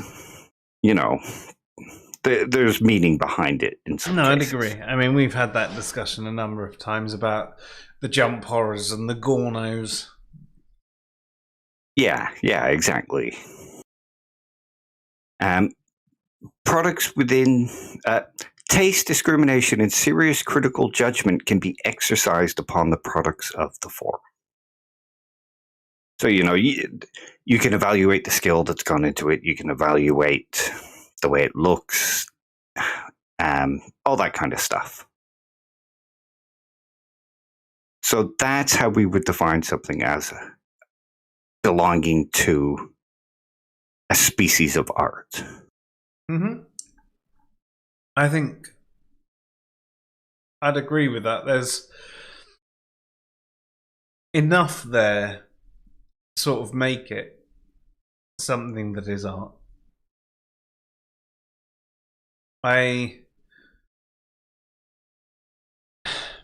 When we come to something like unintentional art, I agree that something can be unintentionally artistic, but I don't necessarily think that makes it art. In the same way that you could describe something as atheistic, but it's not necessarily an atheist.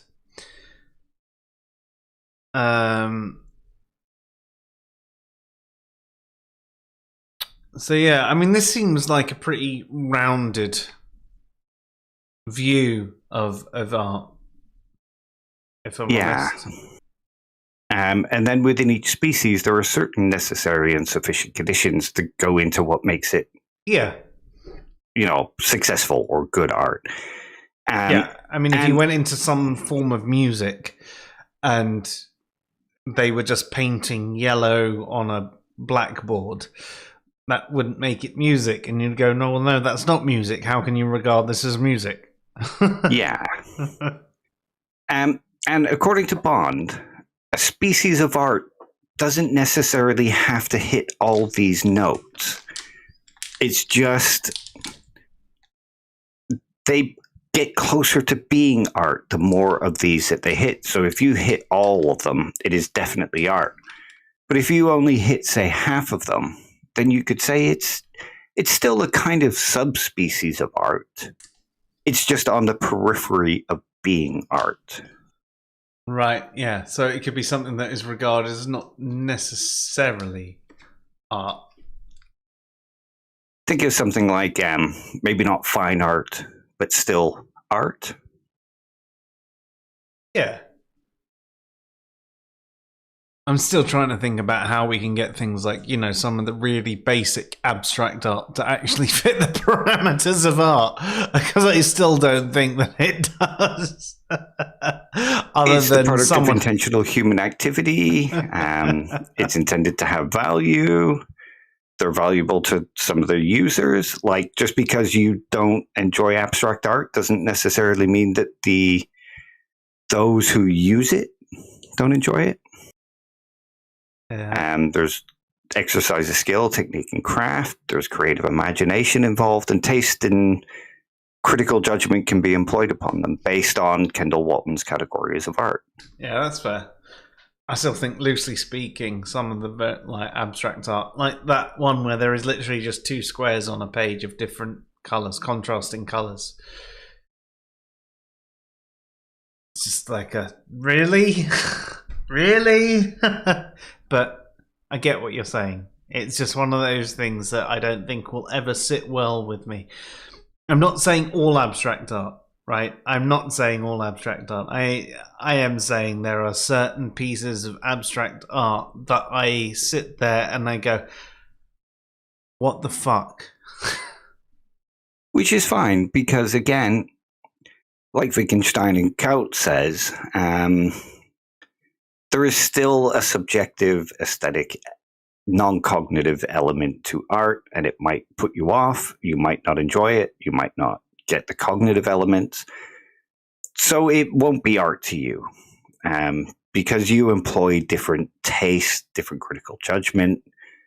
But it still falls under the category of art.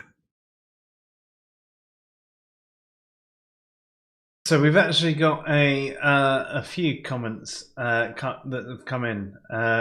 So I do apologise for not keeping up in the last little bit. Well, I think that's it for this anyway.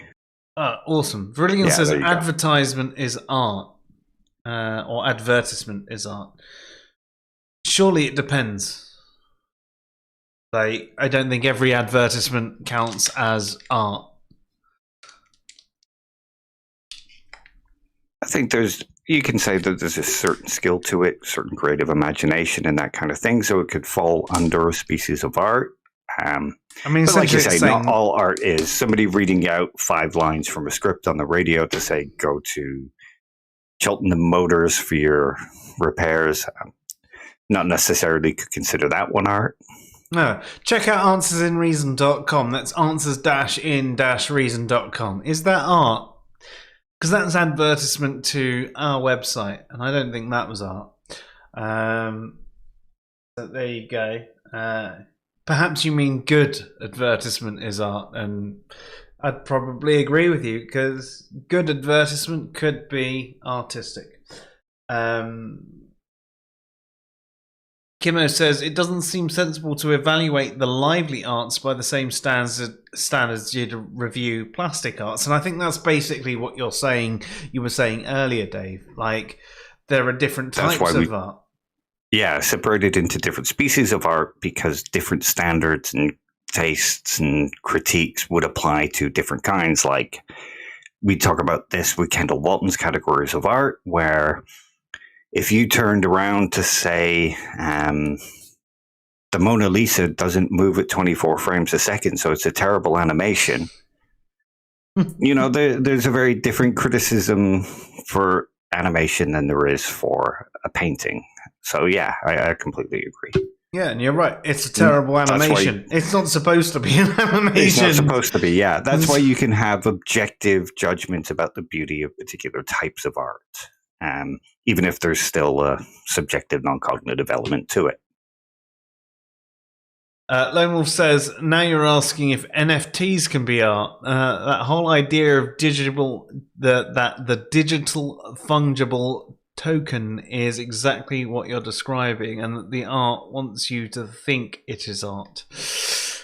Yeah, can NFTs be art? No. Is it the NFT just the blockchain rather than the actual artwork. Yeah, and that's what I was saying. The NFT can't be art. The thing that it's representing, sure. But the actual NFT itself, no. Well, unless I'm completely mistaken and I've got my understanding of what NFTs are completely wrong. And that's entirely possible because, I'm wrong a lot. So please feel free to correct me there. I don't know very much about it, except that a bunch of people got ripped off by monkey photos that I meant to put in with the slides.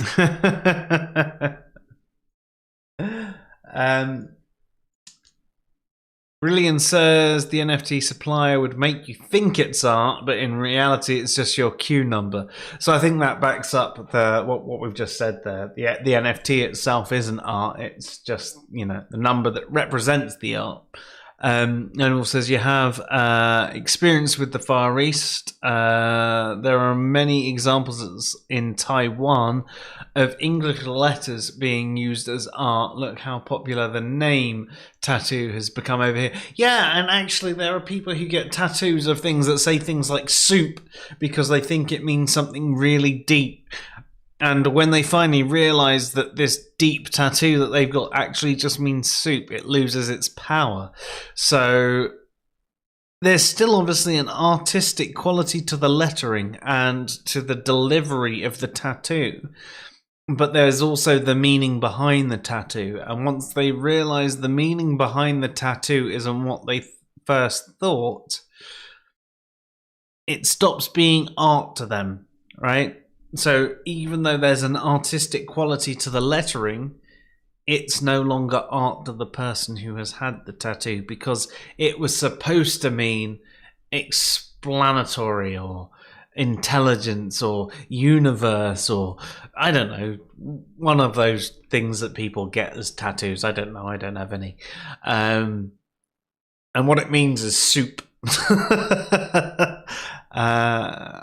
And yeah, it loses all its power. Of course it would.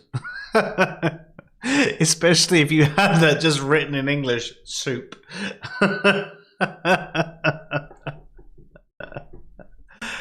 Because it's lost its intent. So yeah, I agree. There's an intentional quality there.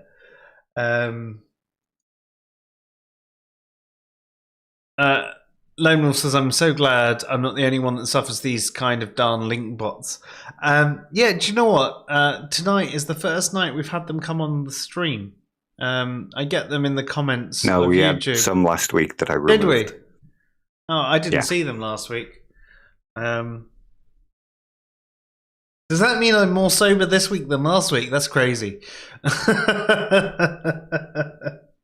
don't believe that to be true at all. Kimmo says, inscription, particularly calligraphy and typefaces, are particularly artistically important to many who make or just enjoy them.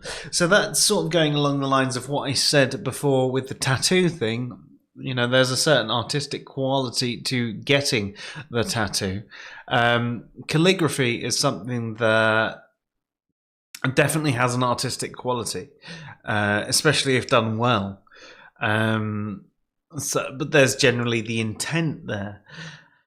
But equally, the calligraphy, I mean, if you imagine that calligraphy was just writing the word soup, it would be done in an artistic way, but it wouldn't necessarily be art. If someone did calligraphy across my chest and it just said soup, it would be an artistic take on the word soup rather than being a piece of art. I mean, that's my take on it. Is that sort of where you rest on that? I think calligraphy can be considered a species of art because it hits a lot of the notes. Might not be art to the person because, like you said, they attach a meaning to it, and the meaning is part of the art itself. And once it loses that meaning, it's no longer art to them. But if you think about the skill for good calligraphy, the aesthetic nature of it, how pleasing it looks, it's intended to be pleasing. So I think it hits a lot of the notes that Bond talks about. Yeah, that's fair. We've got a question from Lone Wolf that says, do we know of any other species on Earth that has the capability to appreciate art? I'm going to go with a memory that's a distant memory, and I'm going to have to look on YouTube later to verify. But I remember, I think it was a chimpanzee being shown a picture that they loved and were just like, ah, and they hugged. But outside of apes, I don't think there are any forms of apes that appreciate art. I might even be wrong about this chimpanzee. It might have been something unrelated. It could have been a picture of, I don't know, their child or something like that, and they appreciated a picture of their child. But I seem to remember watching a program where a chimpanzee appreciated this picture that they had been given. I'm sure it was something that had been drawn, and they were like, and they hugged it. But memories can be incredibly distorted, and I couldn't put my finger on it. So please take that with a pinch of salt.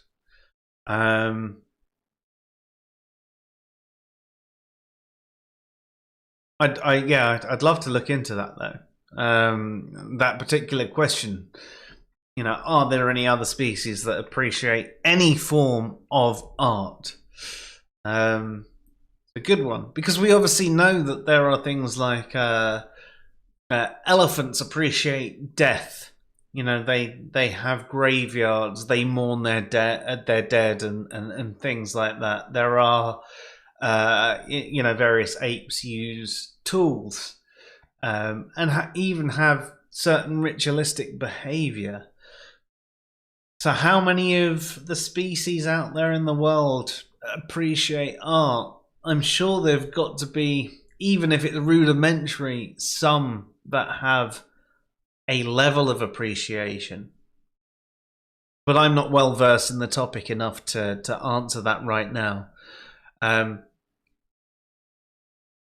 I've got a pen. I am going to write that down. I'm going to write it down there. I don't know if he's appreciating them, but our dog, it watches a lot of horror movies with me. He'll sit at the end of the bed and just stare at the screen and watch them. How many times does he destroy the air quality during that? Well, he farts a lot anyway, so... No more than usual, or No more than usual. Okay. So there's no way to tell if that's what he's doing.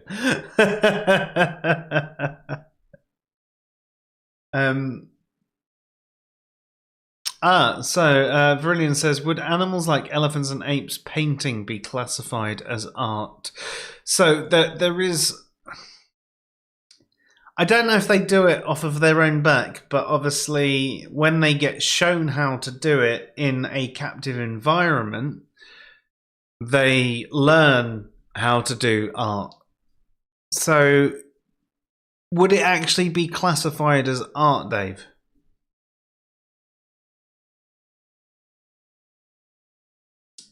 It's a sort of mimicry of the skill that they've learned. But then, isn't that what anyone who does art does?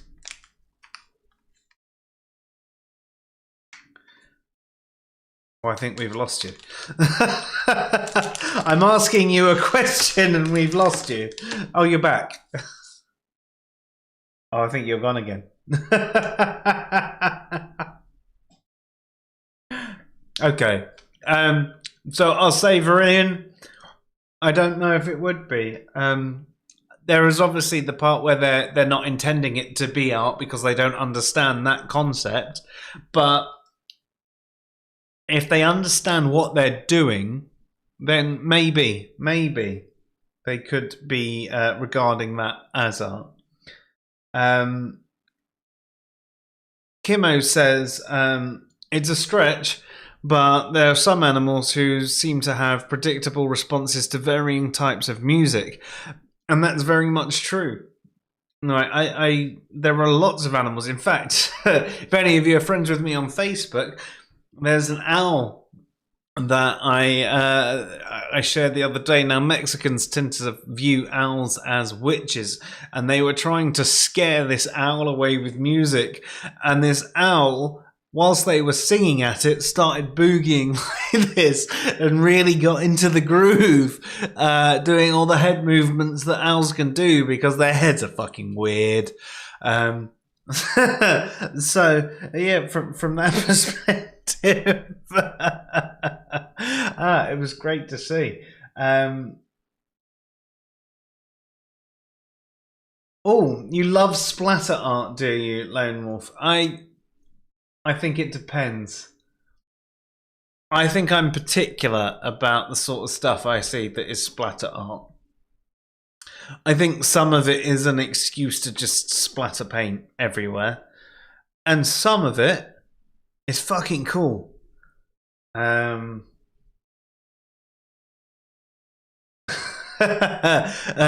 tie in with your point earlier, Dave, yeah, the Mona Lisa is an absolutely terrible animation. And yet you're right. If you're judging it in that realm, and that's one of the points that we made in our previous stream about can beauty be objective? Because if you're judging something like the Mona Lisa as an animation, then of course it's a crap animation. So there are certain qualities of something that makes something a beautiful animation, even if you don't necessarily like animation. And that was the sort of thing that we were going with the qualities of there. We can obviously, there are objective standards to art, and there are things that don't necessarily have a standard, at least yet, that are art. So yeah. Brilliant says, yeah, the Mona Lisa's definitely bad to listen to.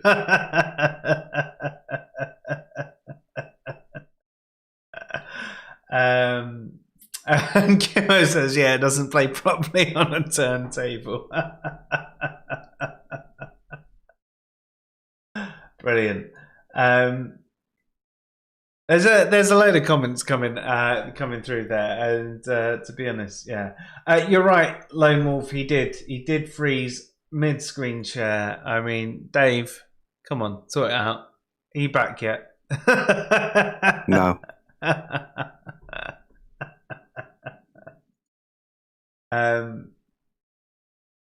But yeah. So yeah, art. It's an interesting one. It's an interesting one to think about.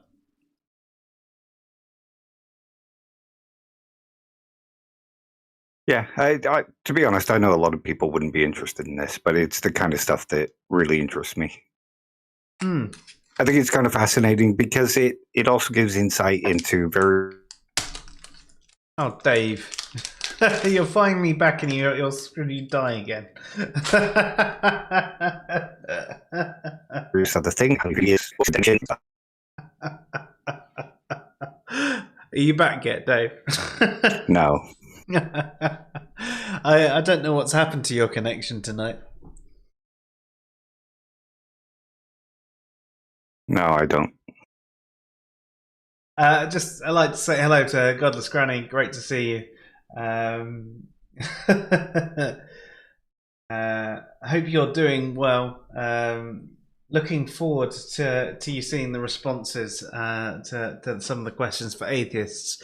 You're in quite a few of them because you have given some really good answers. If anyone hasn't checked out Godless Granny's channel, it's definitely one of those ones worth checking out.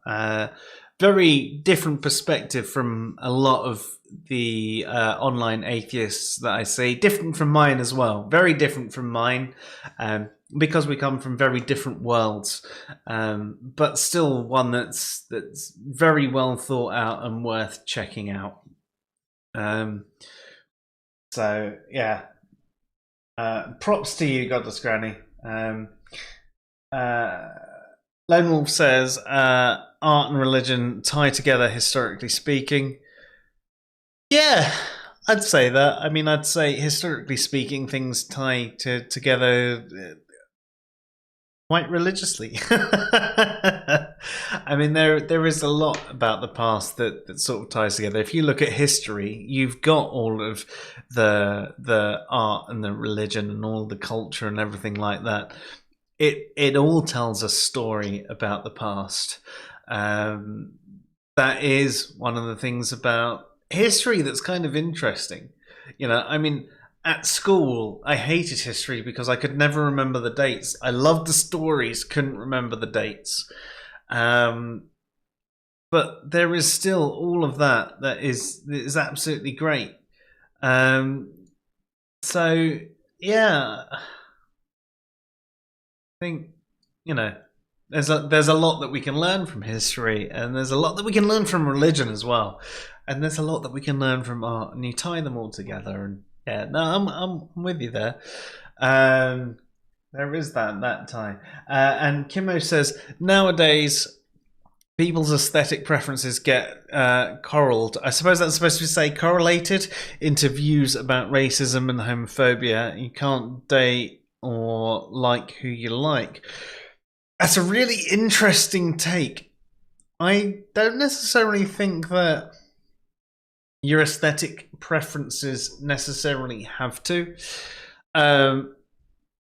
If you were to say you preferred people who looked a certain way or with a certain skin tone, I don't think having a preference makes you racist.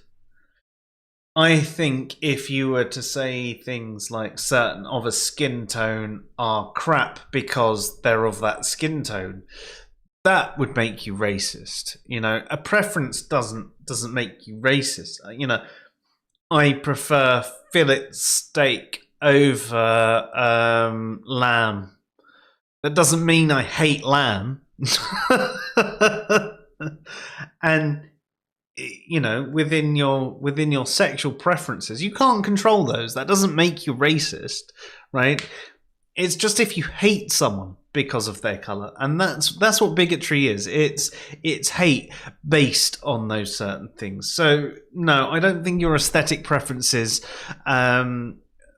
can make you a racist or a homophobic. I wouldn't want to have sex with another man. That doesn't mean I'm homophobic. I don't have a problem with other men having sex with other men. I wouldn't want to watch it personally, right? But I like watching two ladies do it, right? That doesn't mean I'm homophobic. I've got a preference. So I'm not sure how you can say that someone's aesthetic preferences can get correlated that way. If someone takes it that way, I think that's more on them. They're looking for a reason to dick on you for no decent reason. No, Manny, there's no NFT reveal.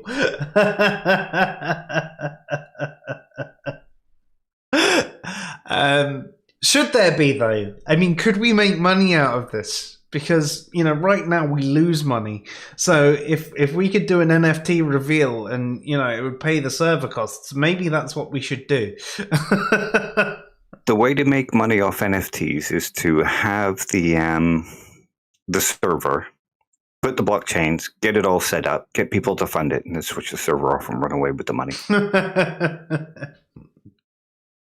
Sold. That sounds awfully immoral, though. I don't like it. Is what you're saying NFTs are immoral, Dave?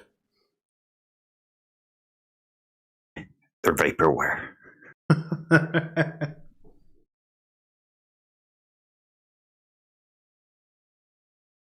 Okay, so Kimmo clarified, says, I meant coralled in the sense of being put into a coral enclosure. Corralled. Corralled. Okay. The word says coral, though. But fair. I get obtuse from time to time.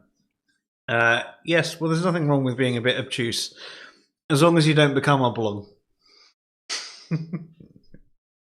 I reckon oblong is only one of those words that appears in UK primary schools. But it's a brilliant word. Oblong. How many of you out there know the word oblong and know what I mean by oblong without Googling?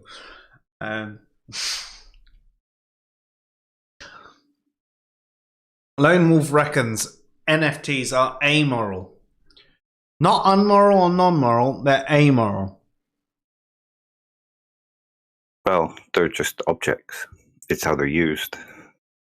So wouldn't that make them non-moral then? You could say that, yeah. But people's use of it could be somewhere between. So Dave, ultimately, with the whole art thing, because I know we're approaching the end of the night, what would you say that your main requirements for something to be considered art are? I generally tend to go with bond, where it's the product of a skillful activity. It has certain value to those who appreciate it. It's creative imagination that goes into it. That kind of thing. But I also think art can be art to someone that isn't art to somebody else. So there's, to fully appreciate it, there's cognitive and non-cognitive elements, but you only really need the non-cognitive element of appreciating it for the experience that it is, for it to be art for the individual. So there's a non-cognitive and there's a difference element between good art and bad art. So there's the non-cognitive element which makes something art, but there's the cognitive element which makes it good art, would you say? Good art. Yeah. That's interesting. There's a certain level of appreciation that makes it a better experience and better art. Sort of but, doodling a stick man could be considered art to somebody who enjoys stick man. Yeah. Oh, no, that's fair. Just thinking you could probably apply that back to morality. Non-cognitive approaches to sort of describe aspects of morality, but not particularly good ones.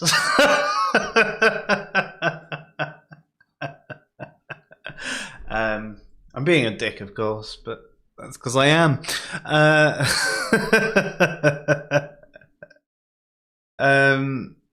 It's interesting. It definitely gives me something more to think on. I like the split between something that is not good art and good art, or should we say art and good art.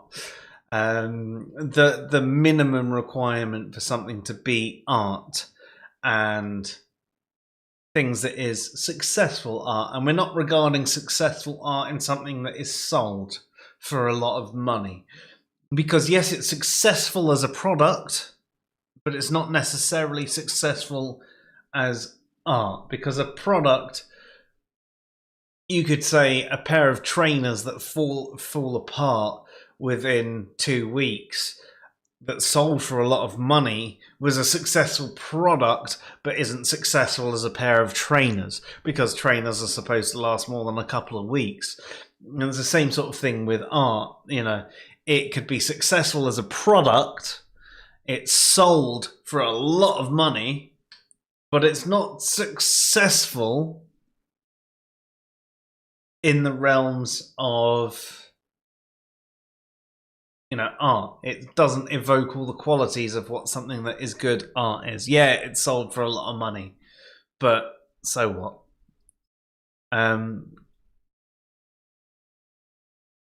Lone Wolf also says, I have real personal attachment to the item for it to be art for me. My father's paintings are art to me, but to no one else. But it's different from my first issue signed copy of The Max.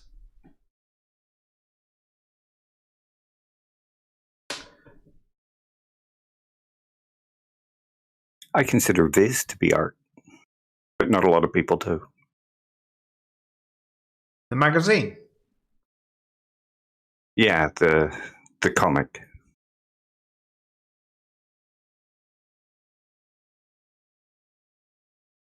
It takes skill. There's messages imparted. It's humorous. There's a nice, pleasing element to it for me, probably for a lot of other people, but someone who's kind of snobby about art probably wouldn't see it as art. Even though going by Bond's categories, it could fit into some species of art. I mean, I think, comic books, a lot of comic books could be regarded as art, couldn't they? There is a lot of great especially artistic a graphic work. novel. Yeah. Yeah. Comic book, graphic novel, pretty much the same difference in my head. I know there's a nuance, but, same difference.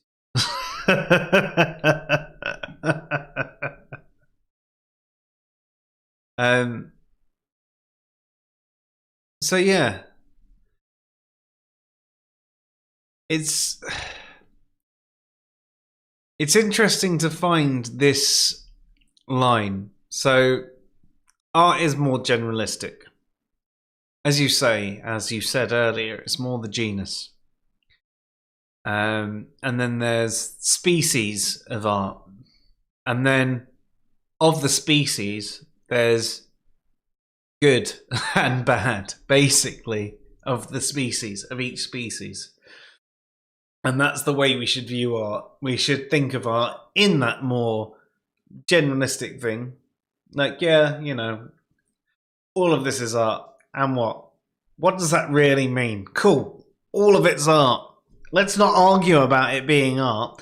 It's the sort of thing like the evidence conversation. Let's not say this is not evidence. Let's analyze this evidence and see if it's good evidence. Let's not say this is not art. Let's analyze it and see if it is good art. Yeah. Let's put it in those ideas. I think that's a much better way of doing it. And we generally do with most topics. We, like political theories, we have various different types of political theories that are species of political theory. We don't say it's not politics or political theory. Yeah, exactly. Because it only hits some of the notes, or because some people don't find it political theory, or because, say, an academic might not find it political theory. We just seem to look at art in a different way for some reason. Yeah. I wonder why, though. Because when you actually peel it back, it's no different, really. Than anything else, yeah. No. So I do wonder why. Maybe it's because it is a bit broader. Because it hits so many different notes.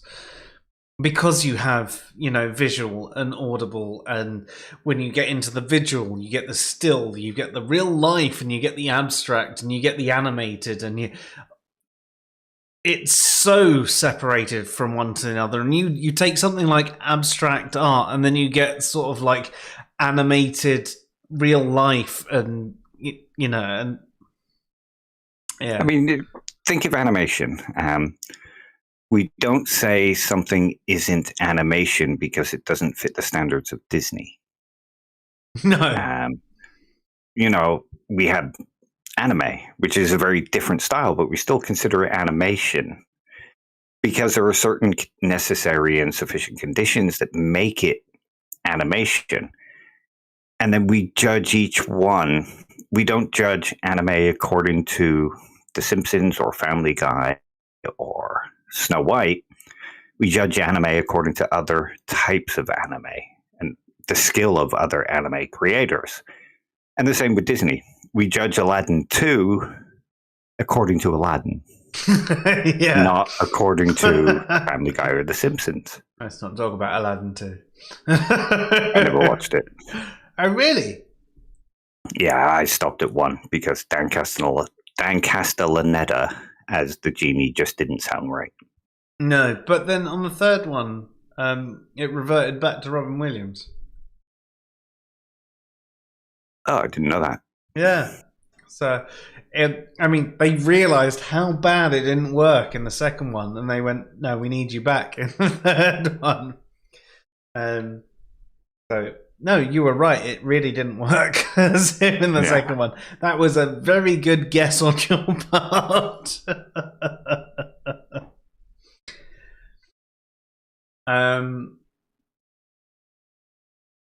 There are a couple of chats. So the graphic novel is whole arc. So this is talking about the Max. The comic is just one episodic component of the overall arc. So it was talking about that it's a limited run comic. So Lone Wolf also says that I think what we're all saying is that art evolves with humanity for very good reasons, because humanity is constantly evolving along with all of our understandings. And I think that's fair to say. And as art has evolved, there have become different objective standards within art.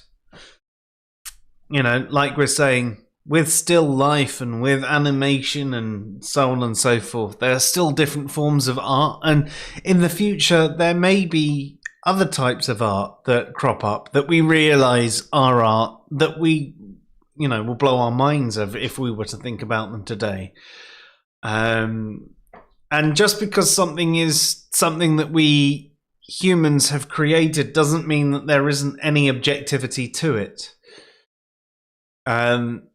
So there is an objective standard to different types of art, but there is a more subjective element of whatever art is in and of itself. And that was the biggest takeaway that I took from tonight. You know, what is art is subjective. What is good art is less so. Especially when it comes into the type of art, you know, the category of art. That is far more objective than the question of what is art. Cave paintings, art or history? Yes. That's my answer. How about you, Dave? I'd say it's both, yeah. Because, you know, it's a means of communication. It's skillful, especially for the time, but they're also part of history. It's like the Mona Lisa.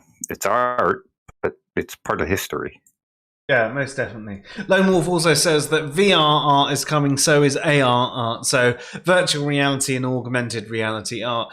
I think we're almost seeing augmented reality art already. There's the augmented reality version of Minecraft where your world is the world around you and you can just build wherever you are over stuff. So if you don't like your neighbor and they, you know, they're not necessarily in the AR world of Minecraft, you can just, you know, build a penis over their house.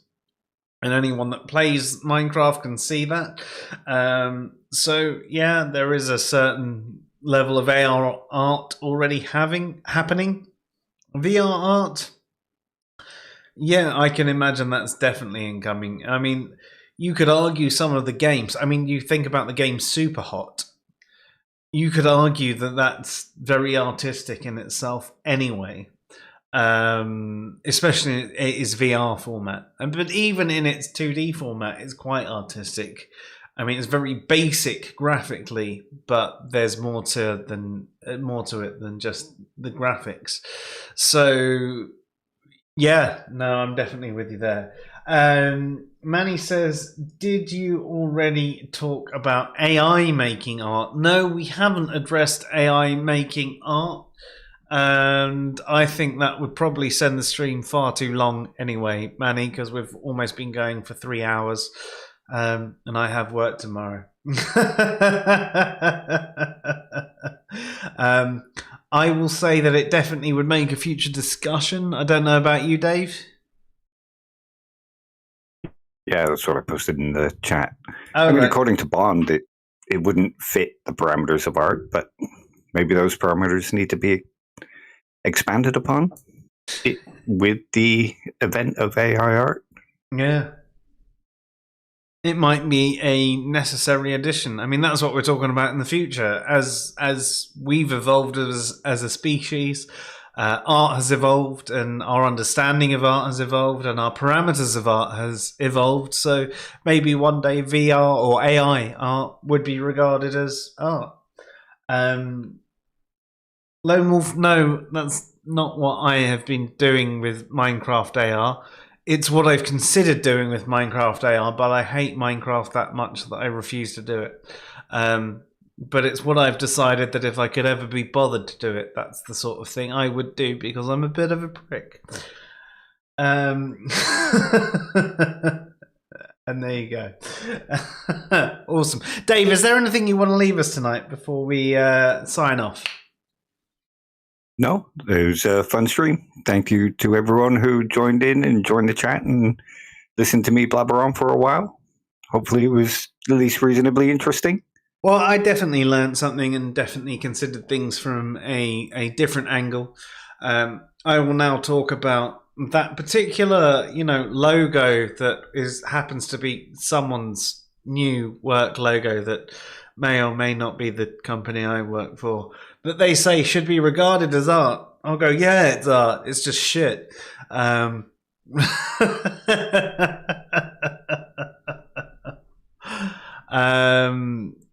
sorry, that's not the right way to pronounce it. Unsuccessful art. There you go. It's unsuccessful art. But no, thank you very much for that, Dave. I really enjoyed the stream. I definitely learned something. Definitely thought about things in a different way, and that's what I like from these streams, is just the ability to think about things in a different way, and noticing how my thoughts change on the topic over the next couple of weeks, even if they don't change immediately. So thank you for that. And yes, as Dave said, thank you everybody who's tuned in, especially those of you who've joined the chat and spoke up and asked questions and made statements. A doubly thank you to any one of you who's made me laugh tonight as well. You know who you are. So you've been watching the Fresh Air Sci-Fi show. We've been discussing what is art, and I'm Joe. And I'm Dave. Have a good night, all. Good night, everyone.